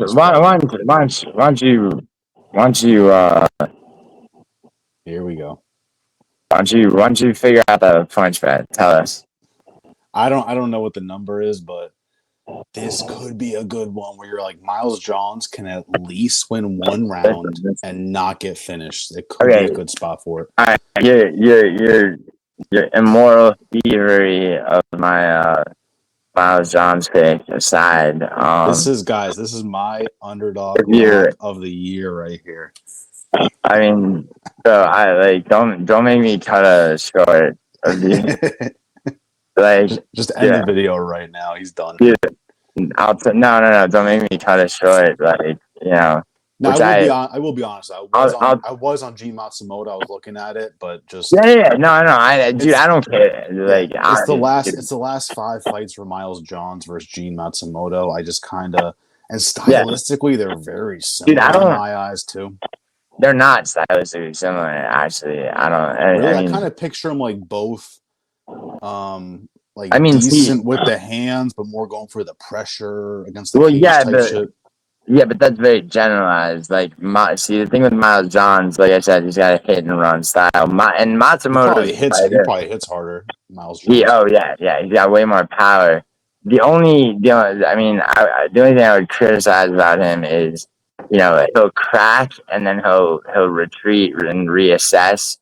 There have been moments in his fights where he could have powered through and gotten finishes, or he could have cracked and then shot a takedown. I'm scared for the takedowns of Gene Matsumoto. I will say that. Are you though? Because Miles. Damn, it says he landed 7 against Rob Font. Holy shit. Yeah, but dude, okay, sure, but look at the total control time. Yeah. Even significant strikes, he landed 77. Jesus Christ. Yeah, and dude, you want to know something? If Miles Johns was fighting Rob Font, you want to know who I'm picking? Miles Johns versus Rob Font. Let me think real quick who I'd pick, then I'll let you answer. Miles Johns, Rob Font. Fuck. I don't even know. Go. You give me your answer. Miles Johns. Now, obviously. Why would I even pose that question? But also, listen, Matsumoto, you're looking at significant strikes.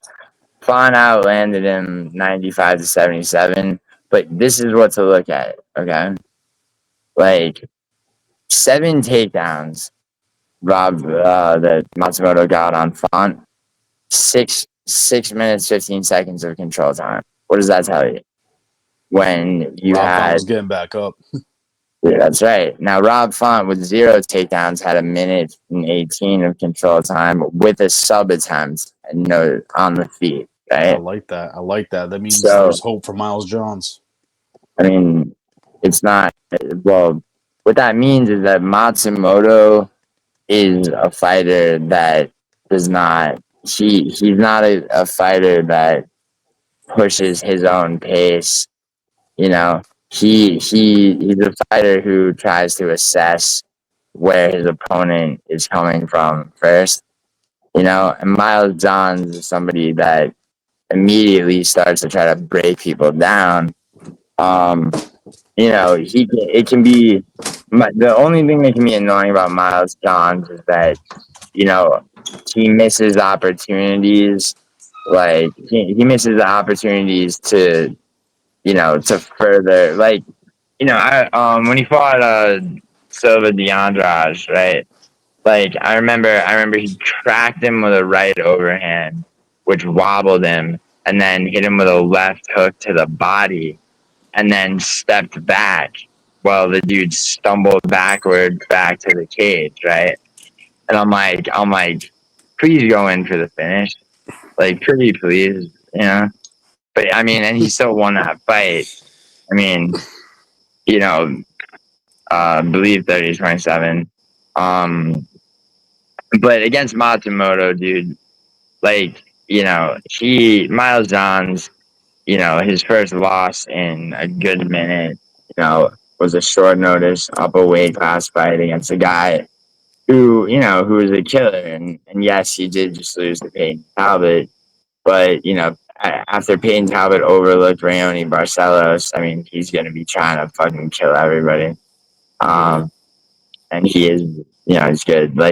And you look back at Miles Johns' record, I mean, dude, his losses, he was subbed by Castaneda, and Castaneda is, I mean, he is not bad. He's not bad. He's not bad. Early on, dude, on the Jones Reyes card, dude, Miles Johns, his only other loss was he got knocked out by Mario Batista. Now, what do we now know about Mario Batista? Who I picked to beat Jose Aldo, and everybody fucking bitched at him for that. He's on a run. He's on a run. Yeah, he is, and as he should be, rightfully so. You know who's not on a run? Who? Really quick, Bellator guys. That's a fact. And that's why we're fading Pico. Oh God, yeah, that's another one. Dude, look, I don't give a fuck what you say about MVP. He's about to lose to Cannonier. He lost to Ian Gary. That's the best. Bellator's got to fucking empty the garbage truck into the UFC. Yeah, it's true. Dude, Pico was. I mean, it was originally gonna be Mosar that he was gonna fight. I mean, that just the only reason that I'm a little bit sad that it's he's not fighting Mosar is because Mosar getting a finish is what needs to be seen for him to get his title shot that he deserves, and Pico would have been the guy. But dude, no fucking way Pico beats Lerone Murphy. It just simply is not. I'm surprised Lerone Murphy. Well, super quick. I'm surprised Lerone Murphy is an underdog. I'm surprised Cannonier is an underdog. Might just parlay those two and put 100 on it. Fuck. It's probably a plus 400 or 500 parlay. After your round robin parlay, you have my blessing on that. Fine. Honestly, fine. No, and I don't even mean do whatever the fuck you want after round robins. I will try. My stamp of approval goes on that 2 leg that you just laid out. Sick. Let's go. Because honestly, I mean, dude, Cannonier beating RoboCop and doing it in the way that he did, where he's like, wait a second, I'm sorry. You're not about to put me on the Neil Magny train, which itself just got derailed. And, what's so amazing about me is that I knew that shit would happen. But, so we're both on Miles John points, it seems like. Yeah. Because, I mean, it's just Matsumoto's, to me, is too... he's too easily thrown off. And that's really how Rob Font was able to, throw something, and Miles Johns, he doesn't give you a second to breathe. I mean, he does and he doesn't.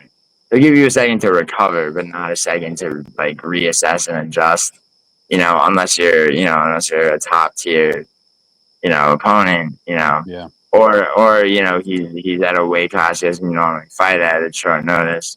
And even then, he was giving Felipe Lima a run for his money. But all right, so yeah, it's milestones. All right, Christian Rodriguez versus Andre Fili.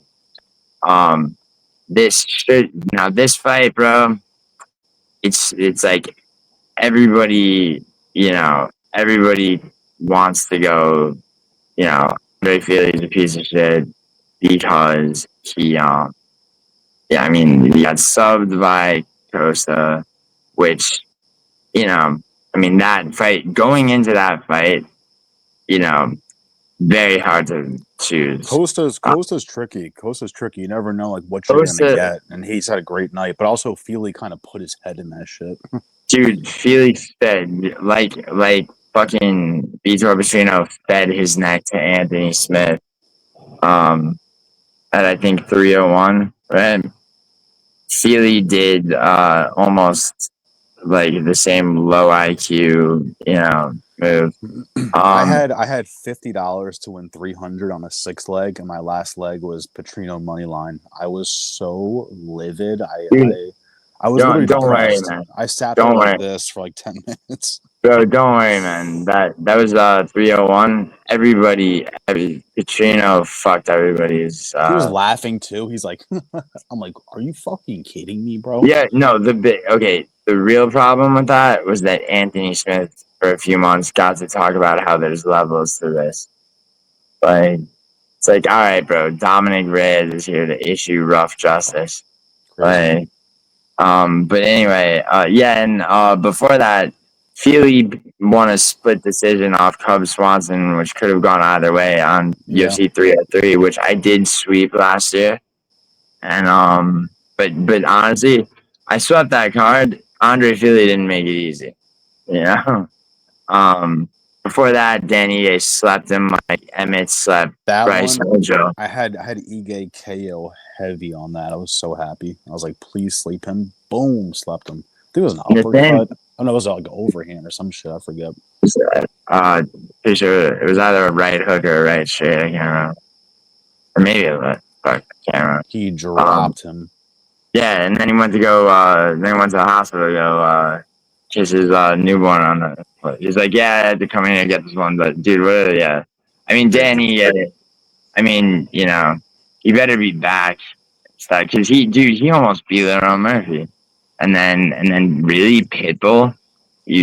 Could this be a case of You sound like you're almost on. Are you on Fili? It sounds like you're almost on Fili. See, it can't be though. That's the thing.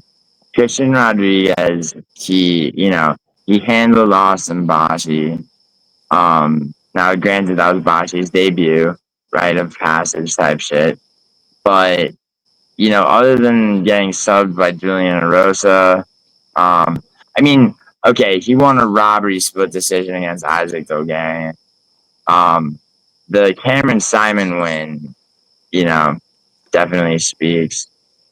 Even though, yeah, people bitch about the Raul Rosas Jr. though. That's a very good one. Yeah.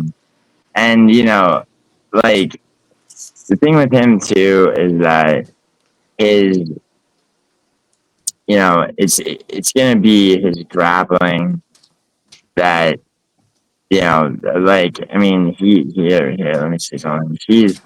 I mean, he's smaller than Fili significantly, but and I mean, why that matters is he will be able to take Fili to the ground.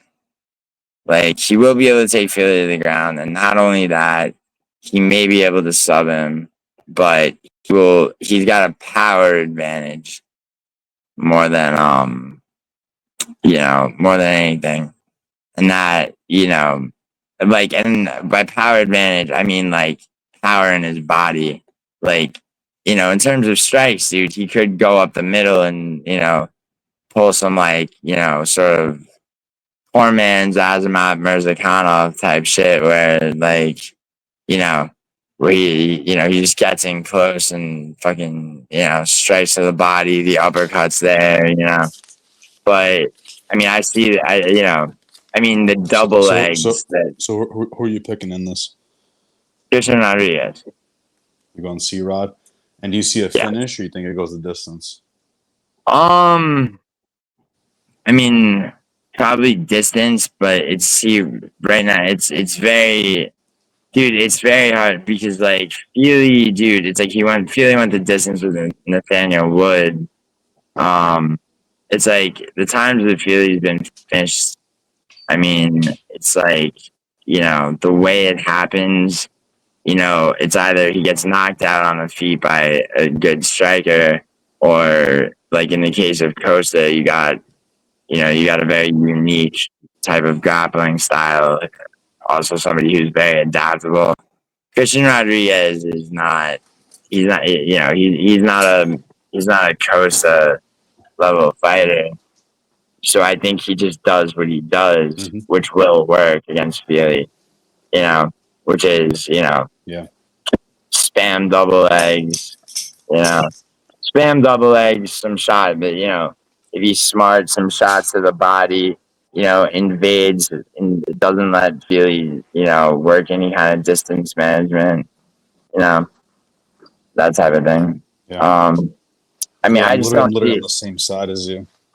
Yeah, I don't see Fili. I mean, it's possible that Fili could crack him a couple of times. But and maybe even take it around, like keeping him at bay with strikes. But like at the end of the day, man, like I think Fili's washed at 35. Yeah, just based on their last 5 fights, I gotta go C-Rod. The age matters to me too. One guy's entering his prime, one guy's out of it. I fucking love Andre But Fili, but I just don't think I think it's kind of over, unfortunately. yeah. I'm So on I'm on are you C-Rod. are you? Is he gonna be like Andre Princes, or are you gonna be Parlay Fili? I think it's over, guys. I think it's just parlay princes. Fili is out. Nah, I used to love to fuck with Good Noodle MMA about his heavy crush on both the Perea brothers. But yeah, he was Mrs. Elia Perea for a bit. I mean, they're taking a so we're break. both so we're both on so we're both on C-Rod on this one. I know Yes. I'm sure we'll eventually disagree on something. Let's see Oh, which one it is. we're about to disagree, son. Next fight What's is next? Yasmin. The girls. Yeah, Yasmin Lucindo versus Angela Hill. You underdog hunting bastard. You're I'm about to actually get pick checked. flipping. I'm pick flipping to Oh Lucindo. my god. I'm kidding. I'm Yeah, kidding. I'm kidding. I'm like, kidding. well, look, give me your argument for Angela Hill just winning this fight. The argument is she's a crafty vet. I don't know. I like her fight IQ. I don't think Yeah, she's never super impressed me. Like every fight is kind of close. She got a finish recently. Every fight kind of scares me for her. She is yeah. usually Can I say one thing about that smaller than her opponent. really quick Go ahead. about that finish that she got? Her first finish, like at 39. That basically that fight makes her subbing Luana Pinheiro. Like makes my argument for like people just automatically betting on WMMA fights, to go the distance, betting the over, thinking like they're, WMMA fight, bet the over, right? Bro, that was me. I'm Yeah, pretty yeah, sure. I'm pretty sure that was the only leg I lost in my parlay. I put Angela Hill points, and she got a fucking finish. yeah. That's what happens, bro. And like, I'm just, and like, you're not about to tell me that's the only time your point bets have gotten fucked by. That's the thing, man. It's like weird. It's not a team sport. So, Yeah, yeah. one person against another person in the octagon, weird shit happens. So it's like, you know, where you put your money is, and like, analysis goes into it, dude. Like, for real. Now, like, I would say this though. If there's any, I know I preach about point spreads. If there's any point spread I like on this card the most, it's this one for Angela Hill. I'm gonna be completely honest with you. I think she can at least win a fucking round, and I don't think she gets finished. So, I know some people hate point spread, but any point spread on this card, I'm going Angela Dude, Hill plus 325.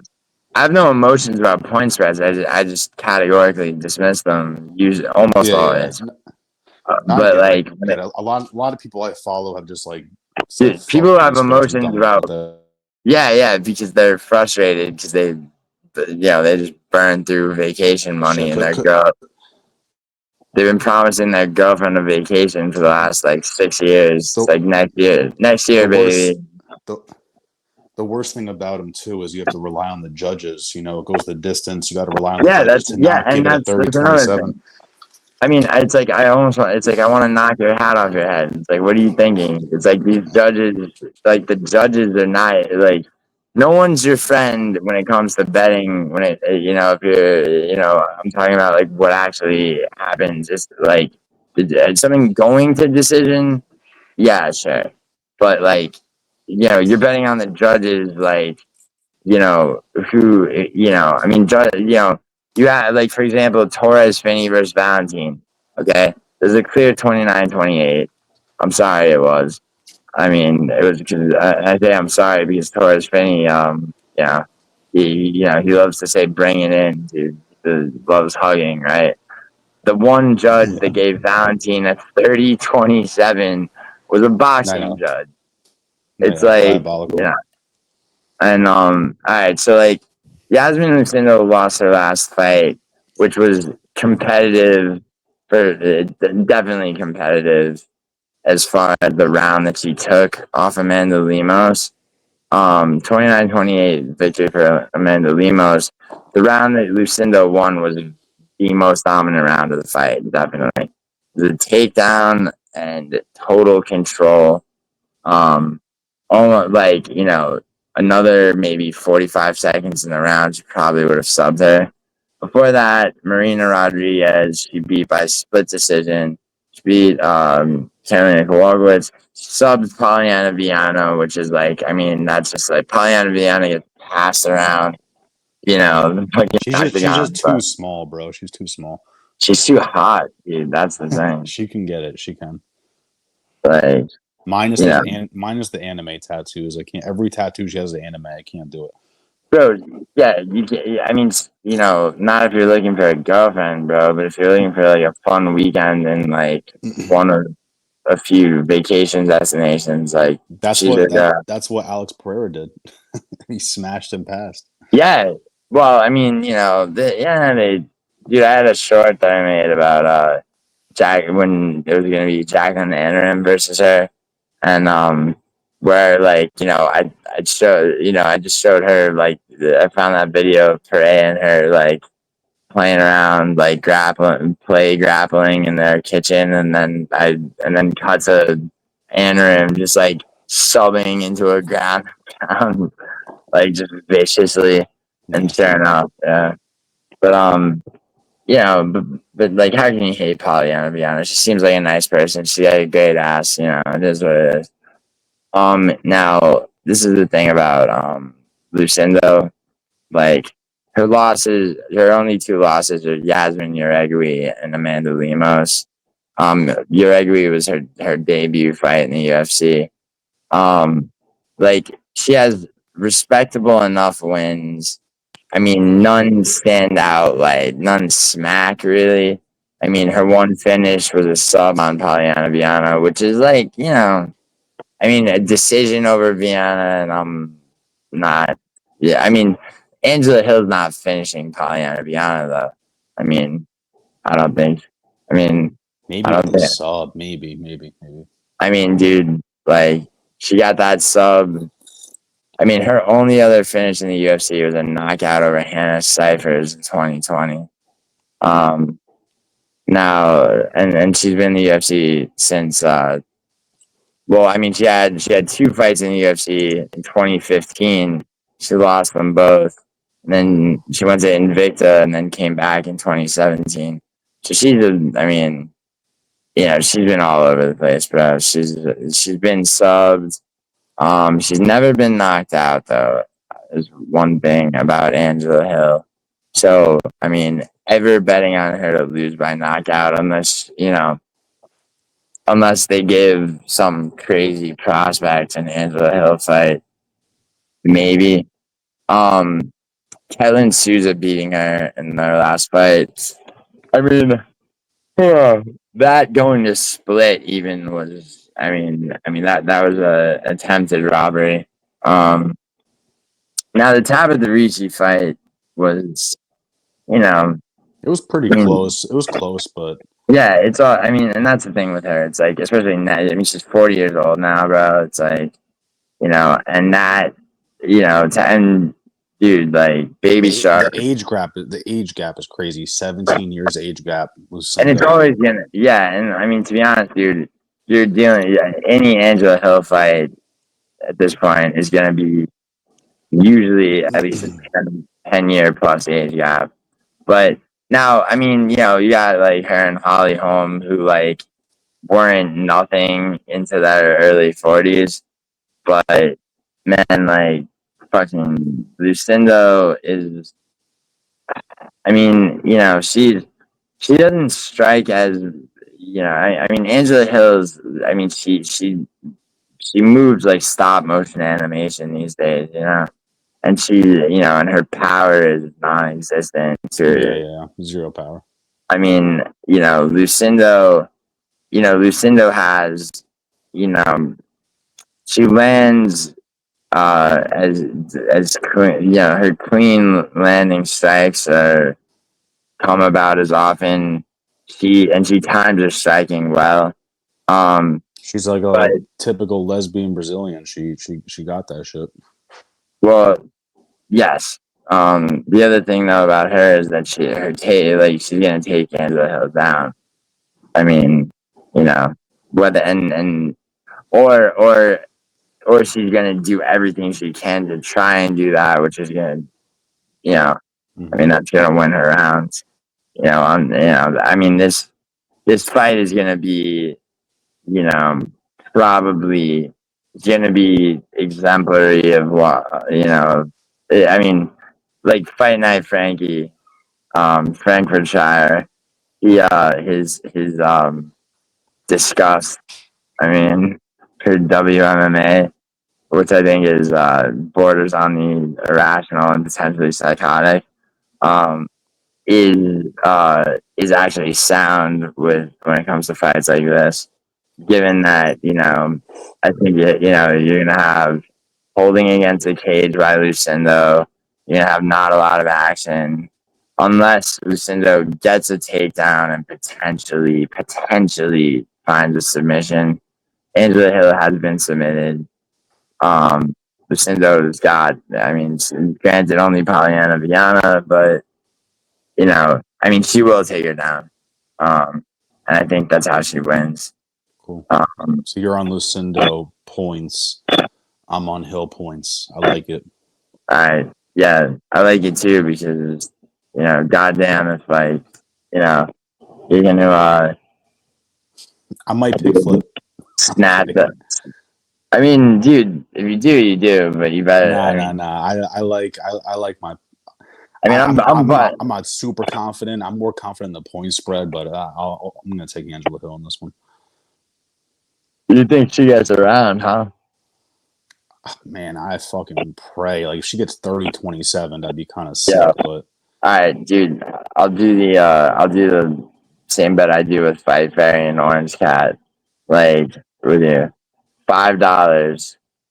Whoever winner or rather loser shows up in the other one's fight companion and donates $5. Deal. I say Angela Hill loses every round.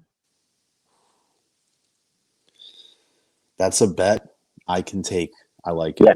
I'll do it. $5. Cool. All right, $5. And you owe me $2, so I'll just owe you $3. No, I don't because I donated you. I donated you back there. You're $2 plus another 23, bro. You gave me the interest. I appreciate it. Good lookings. Yeah. The fucking dude. That's like, you ever see that show? Like Dirty Money on Netflix. Like each episode is about like so like they have a Martin Shkreli episode, and I haven't seen that. No. it's good, dude. The Payday Loans was this like Word. you know I know. Well, I know the MMA holes has. Like, they were like they were they were predatory lenders, right? Like charging APR that was like just slave like um. So you made me think of that when you said interest. It's like $23 on two. It's all good. All right, co-main event. Steve Erceg versus Ode Osbourne. This fight is interesting because Steve The Erceg, bantamweight shit fucks with my head a little bit. that is interesting. I mean, it's interesting for that reason. It's also interesting because Steve Erceg kind of was a casualty of the UFC's sort of like uncertainty when it comes to the flyweight division. Mikhaev fought on the same card that he knocked out matched Steve Erceg knocked out match now with that left hook. Mikhaev was supposed to be the one to get the title shot off that, but I mean, he fought a boring fight in the eyes of us, but there's behind the scenes stuff too. That is so weird that he sleeps Matt Schnell, then gets a title fight. Well, yeah, they cause like I said, that's weird. Now, granted, it's like the almost absurdity of that going in, but Pantoja was in a place as champion early on where because Pantoja finished people left and right on the way up, and then early on his first two title defenses, Royval and Erceg, he fought very cautiously. Then they throw Rinya Nakamura in there, where it's like, all right, Pantoja, he better like he better sub this dude before he gets knocked out, and he's right back to finishing people like Cachoeira France, and but Erceg, that being said, dude, like Erceg did very well for a guy who was like what ranked like 12th or and then got up to 10 off the match cell knockout, and now he's getting it then and then then he goes up against Cachoeira France and gets knocked out in the first round, and it's like, okay, does this say more about Cachoeira France being like born again hard, or is it or is Erceg just like hitting every step down? But then he pushes a pace on Brandon Moreno and makes that super competitive, even though he lost. I think the Car France thing, I just chalk it up as he fucking got clipped, and it happens. Yeah. I mean, for sure. I think he probably faded him after that Bozzy fight, which was a robbery, but also Kai France is not a good, but yeah, like, he made Brandon Moreno work hard. Now this fight is like, now Ode Osbourne, right? Like people go Ode Osbourne, like, right? Take a closer look at Ode Osbourne, right? I mean, that knockout that he just got over Guru. I had him winning. Guru is one of these guys debuting where it's just like, okay, the transition is gonna hurt him, right? To the actual octagon. Like he lost to Rodriguez, versus Ronaldo Rodriguez. Rafael subbed by Rafael Filo, that kind of hurts. Subbed by Aslam Amabayev, not the worst thing. Beats Charles Johnson in a split decision. Even though prior to that he was knocked out by Tyson Nam. It's like, and then before that he, knocked out by Adeshev, or he knocks out Adeshev. CJ Vergara wins by decision against CJ Vergara. Kind of pathetic. First round knockout loss. And now Cop. So he's all over the place. Yeah. Subbed by Brian Kelleher, but then knocked out Jerome Rivera in 26 seconds. Like, it's just like, he's They're both kind of hot messes, honestly. I mean, well, see, yeah, but there's like a consistency to Erceg. But obviously, way better competition on the side of Erceg. Way better competition. I guess the Kai friends knockout loss aside, like he's hanging with the champion and hanging with the former champion Moreno. And he's knocking out before that. He's knocking out guys like Snow. Um, who's ass, by the way, but still, I mean, that's a guy that's supposed to be knocked out. Tyson Nam is a guy that's supposed to be knocked out, and he's knocking out Jose Osbourne. But the thing with Jose Osbourne is that he's a guy. You can't just completely overlook him in this fight. And it being at bantamweight is.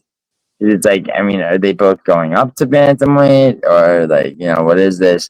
Is that, I mean, they're both. I guess maybe because it was short notice for Ode, maybe they were like, fuck it, bantamweight. I don't know. Sure. I mean, but Ode Osborne's an inch shorter at 5'7" than Steve Erceg is, with a 5-inch reach advantage. Yeah, that's crazy. Now, like, in terms of style, right? It's like it's like both these guys have knockout power, but not extreme knockout power. The thing is, like, Ode Osbourne knocking out Steve Erceg is harder to see than the opposite, right? Yeah. I think that Erceg's fighting this fight cautiously. He's on a 3-fight losing streak. Yes, one of those losses includes a title shot. Another, a loss, just a close decision loss to a former champion. And I mean, Kai France knocking him out in the first round was, you could call that an anomaly, I guess. I mean, who are you officially picking for this one?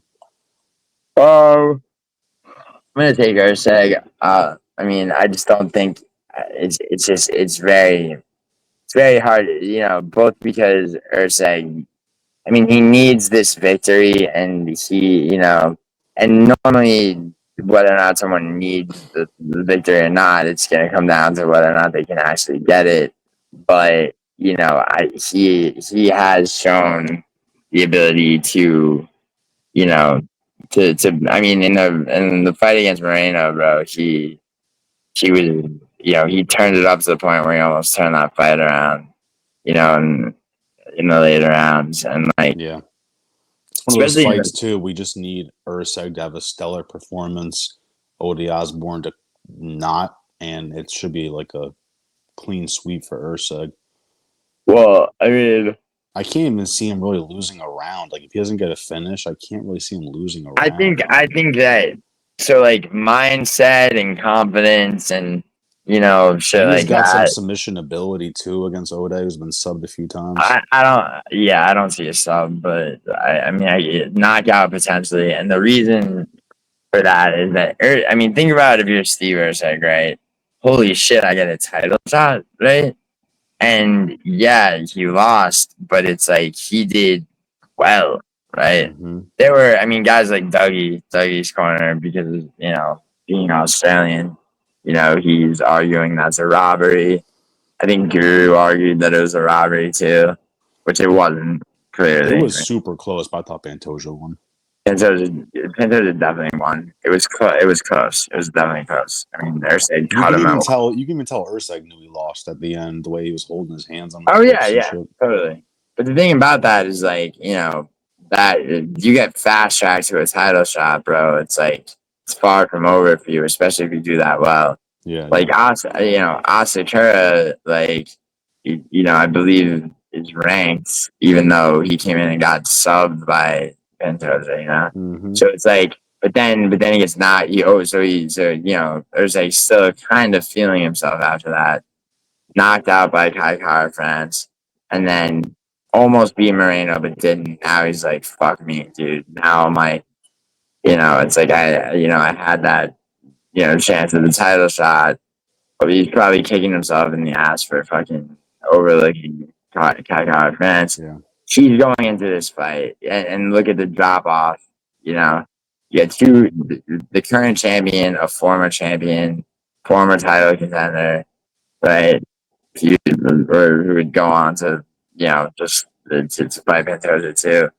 Now he's fighting Ode Osbourne, right? And on short notice too. That's why I like the finishing ability for Erceg in this, especially because of short notice. I think he has a little more power at 135 too. Yeah, definitely, and also just what I was getting at is that mentality and all that, and who needs what out of the fight, right? Doesn't usually matter anywhere near as much as virtually everything else you analyze, but analyzing all everything else plus the fact that Erceg, he does kind of need to make a statement with this fight, and I think he's going to be looking for that, to be like, how dare you put me against this piece of trash that I carried out. If you like the KO is like plus like 330 or something crazy. So if you like that KO, that shit is live. Yeah, and I mean, that's now and that's just KO, win by KO, right? Not that's for Erceg. Without the round, right? No round, yeah. Yeah, now imagine that second round left hook that he got matched out with. Yeah. Right? I live bet a second round KO in that fight, right? Damn. Now, this is the thing, right? Ode Osbourne's tricky, but it's straight, because it's like, does Erceg just head through this guy in one round? Or does he have to work for an impressive finish? Yeah. Like, either way, I think he's finishing Osbourne. Yeah. So like, take your Erceg by KO. Like, I would say. I'm doing KO sub. Don't do KOs. Don't do KO sub. Just do KO. He's not subbing. Dude. It's not gonna happen. Bro, a lot of people are on the sub. It's fucking scary. Yeah, because a lot of people are subs, bro. These fucking guys. All right, listen. Like, yeah, a lot of gambling addicts are gonna take the bigger potential payout and not get it. The sub is like plus 150. It's so weird. Why? Because the knockout's more. The sub is plus 150 and knockout is like plus 330. I guess it's because Ode's been subbed a few times before and Erceg does have a little ground game. I'm super surprised by that, but right. I mean, yeah, he has a little ground game. I mean, but like Erceg, I agree. I'm more on the KO side. I agree with you. It's just like that sub is creeping in my head a little too much. But safe. I can't have another losing week. But no, come on, no, dude. Like, I mean, the KOs got that sweet higher payout, man. It doesn't. I thought you said it was. I'm sorry. The KO does. You're right. The KO does. Yeah, and KO is more likely. I mean, put down the Coke straw and bet that instead. Get your dopamine hit and win money. It's all in. All right, I'm not telling. By the way, I'm not telling people to bet that prop. I mean, I'm not telling you to do. All right, I'm telling people like it's a fairly likely prop to hit. Round robin parlay first. If you don't do a round robin parlay first before any of these prop bets, okay, you will lose money overall because even if some of the prop bets hit, others will not, and you're not protecting your money. And you die, like me. I mean, well, bro, okay, so listen, like, well, actually, I'll say this after we discuss the main event, just for fuck's sake. We I gotta step out soon. I'm fucking. yeah. I know. We're 2 hours 4 minutes. So all right, Roman. Well, I mean, dude, content's content, bro. It's not 2 hours and 4 minutes of Maddie bets. You. Hey, that shit takes me 3 minutes. I'm like, goodbye. Yeah, it takes you 3 minutes, and that's why it's been so profitable for you, right? Facts. I'm busting your balls, bro. I mean, I just like, I can't stand frauds when it comes to, these people that claim to be professional gamblers and try to scam people out of money and shit. But anyway, main event: Roman Dolidze versus Anthony Hernandez. This fight is very, very interesting, and I've heard a lot of people like, very much very certain, I'll say, that this is gonna be Fluffy's moment to earn himself a title shot. I've heard the other side too is that Dolidze, size and power, neutralizes Fluffy, right? Personally, what I think is that Hernandez will win by decision. Now, if he's learned anything from what happened against Brendan Allen, where he won, but he was, his dominance was a bit neutralized simply by way of, Brendan Allen. Brendan Allen, Michelle Pereira. I mean, I don't know. I don't know if he'll ever come back from the fight. Not the. I mean, the Hernandez loss broke him, perhaps because he refused to commit to anything in his fight after that, which was ridiculous. But Brendan Allen's a better fighter than Pereira. At the same time, you have a 5-round fight and a 3-round. I mean, and Brendan Allen took that first round off of Mavov. He just beat Marvin Vittori. But there's a ceiling on him too. Like Hernandez seemed, it's tricky with him because it's like has he improved with every fight? Like just because he didn't look as good against Brendan Allen as he did against Michelle Pereira. I mean, I think, and this fight is very much a test of how does he handle a guy who's bigger, stronger, who can work, who can offensively grapple off his back, right? And who just rises out of takedowns like Derek Lewis used to. You know, This is tough because I think this isn't Fluffy's toughest opponent yet, maybe, but it's I think it is. I think up it is. there, I think Roman think Dolidze has the grappling in his back pocket. He just never really uses it unless he needs to. Well, I mean, dude, look what happened to Kevin Holland. Yeah, I mean, got starched. Well, that was a weird one. That was like a weird one with the rib or whatever. Kevin Holland didn't even win like 10 seconds of that fight. The thing is, Kevin Holland tried to scramble out, and what that allowed Roman Dolidze to do was use both his body weight and power to trap Holland in a position that broke his rib when he was trying to spin out of it. And it's shit. Now the thing is, Kevin Holland has an inch on Dolidze in height, but in terms of mass and power. Yeah. Exactly. Dolidze is just fucking big, bro. That's why I'm scared for Fluffy. Scared for Fluffy a little bit in this. I mean, Fluffy's speed though is something that needs to be considered. Definitely. He also strikes so much more. Yeah, he's very good at like punching people in the face and then immediately shooting or some shit. Then he gets them down. Yeah, yes, that's striking into takedowns. Yeah, a lot of fighters do that with different stylistic methods. Like Piotr Jan is you He know, reminds me of like the 185 Marab, honestly.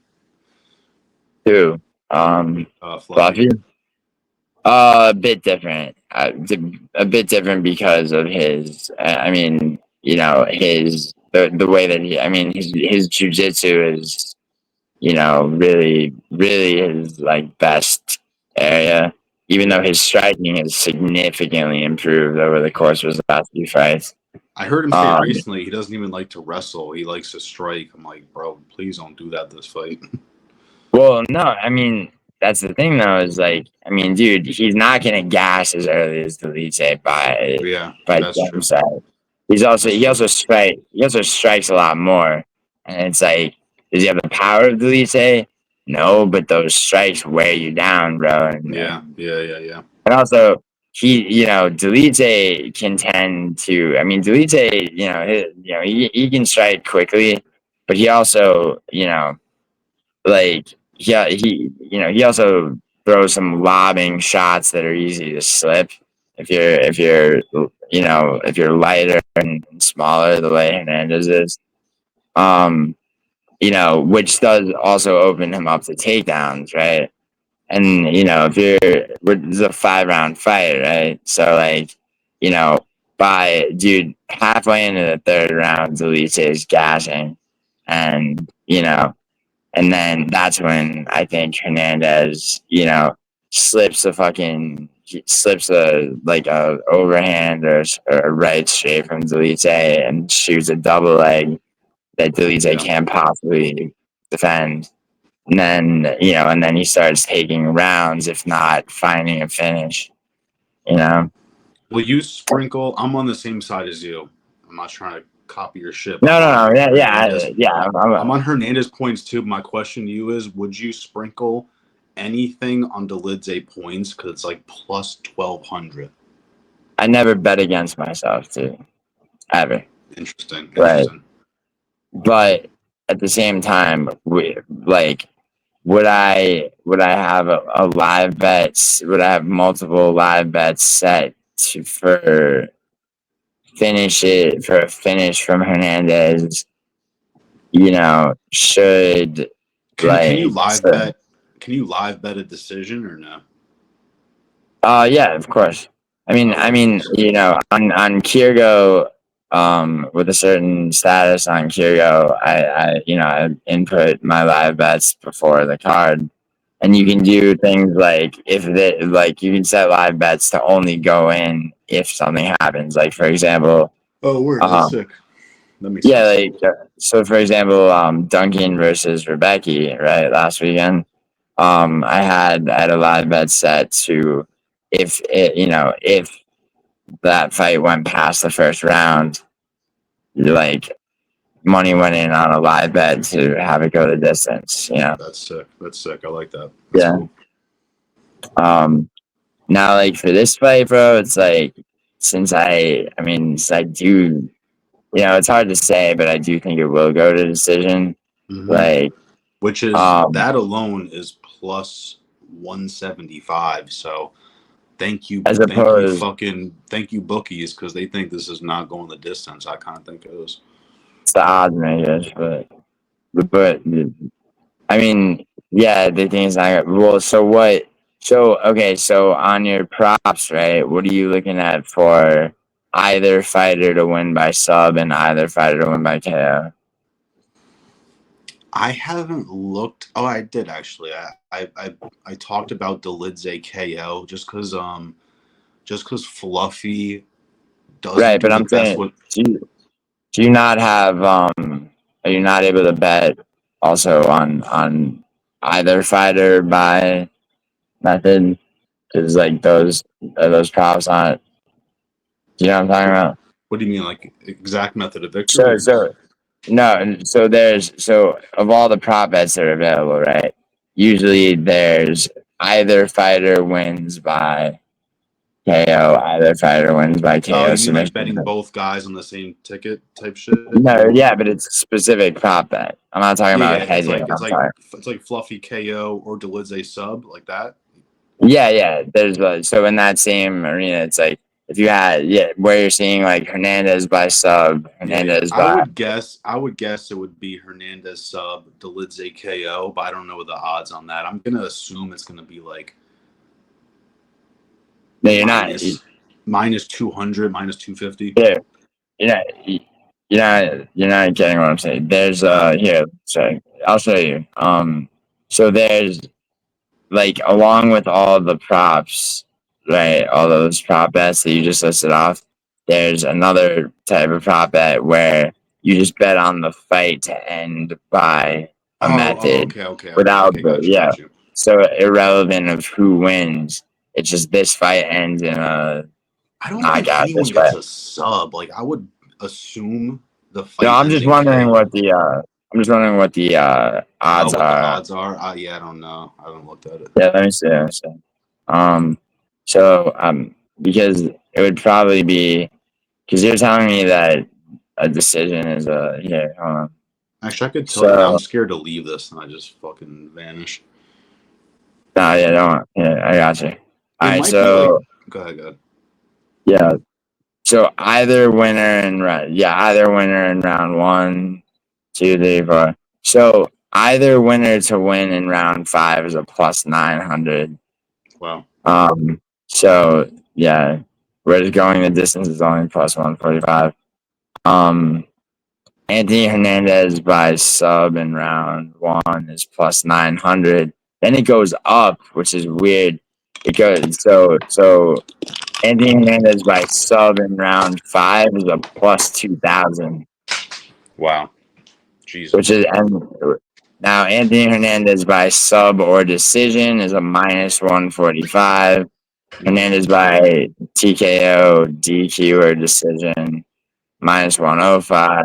Also minus 105 for KO or sub. But hold on. Let me see.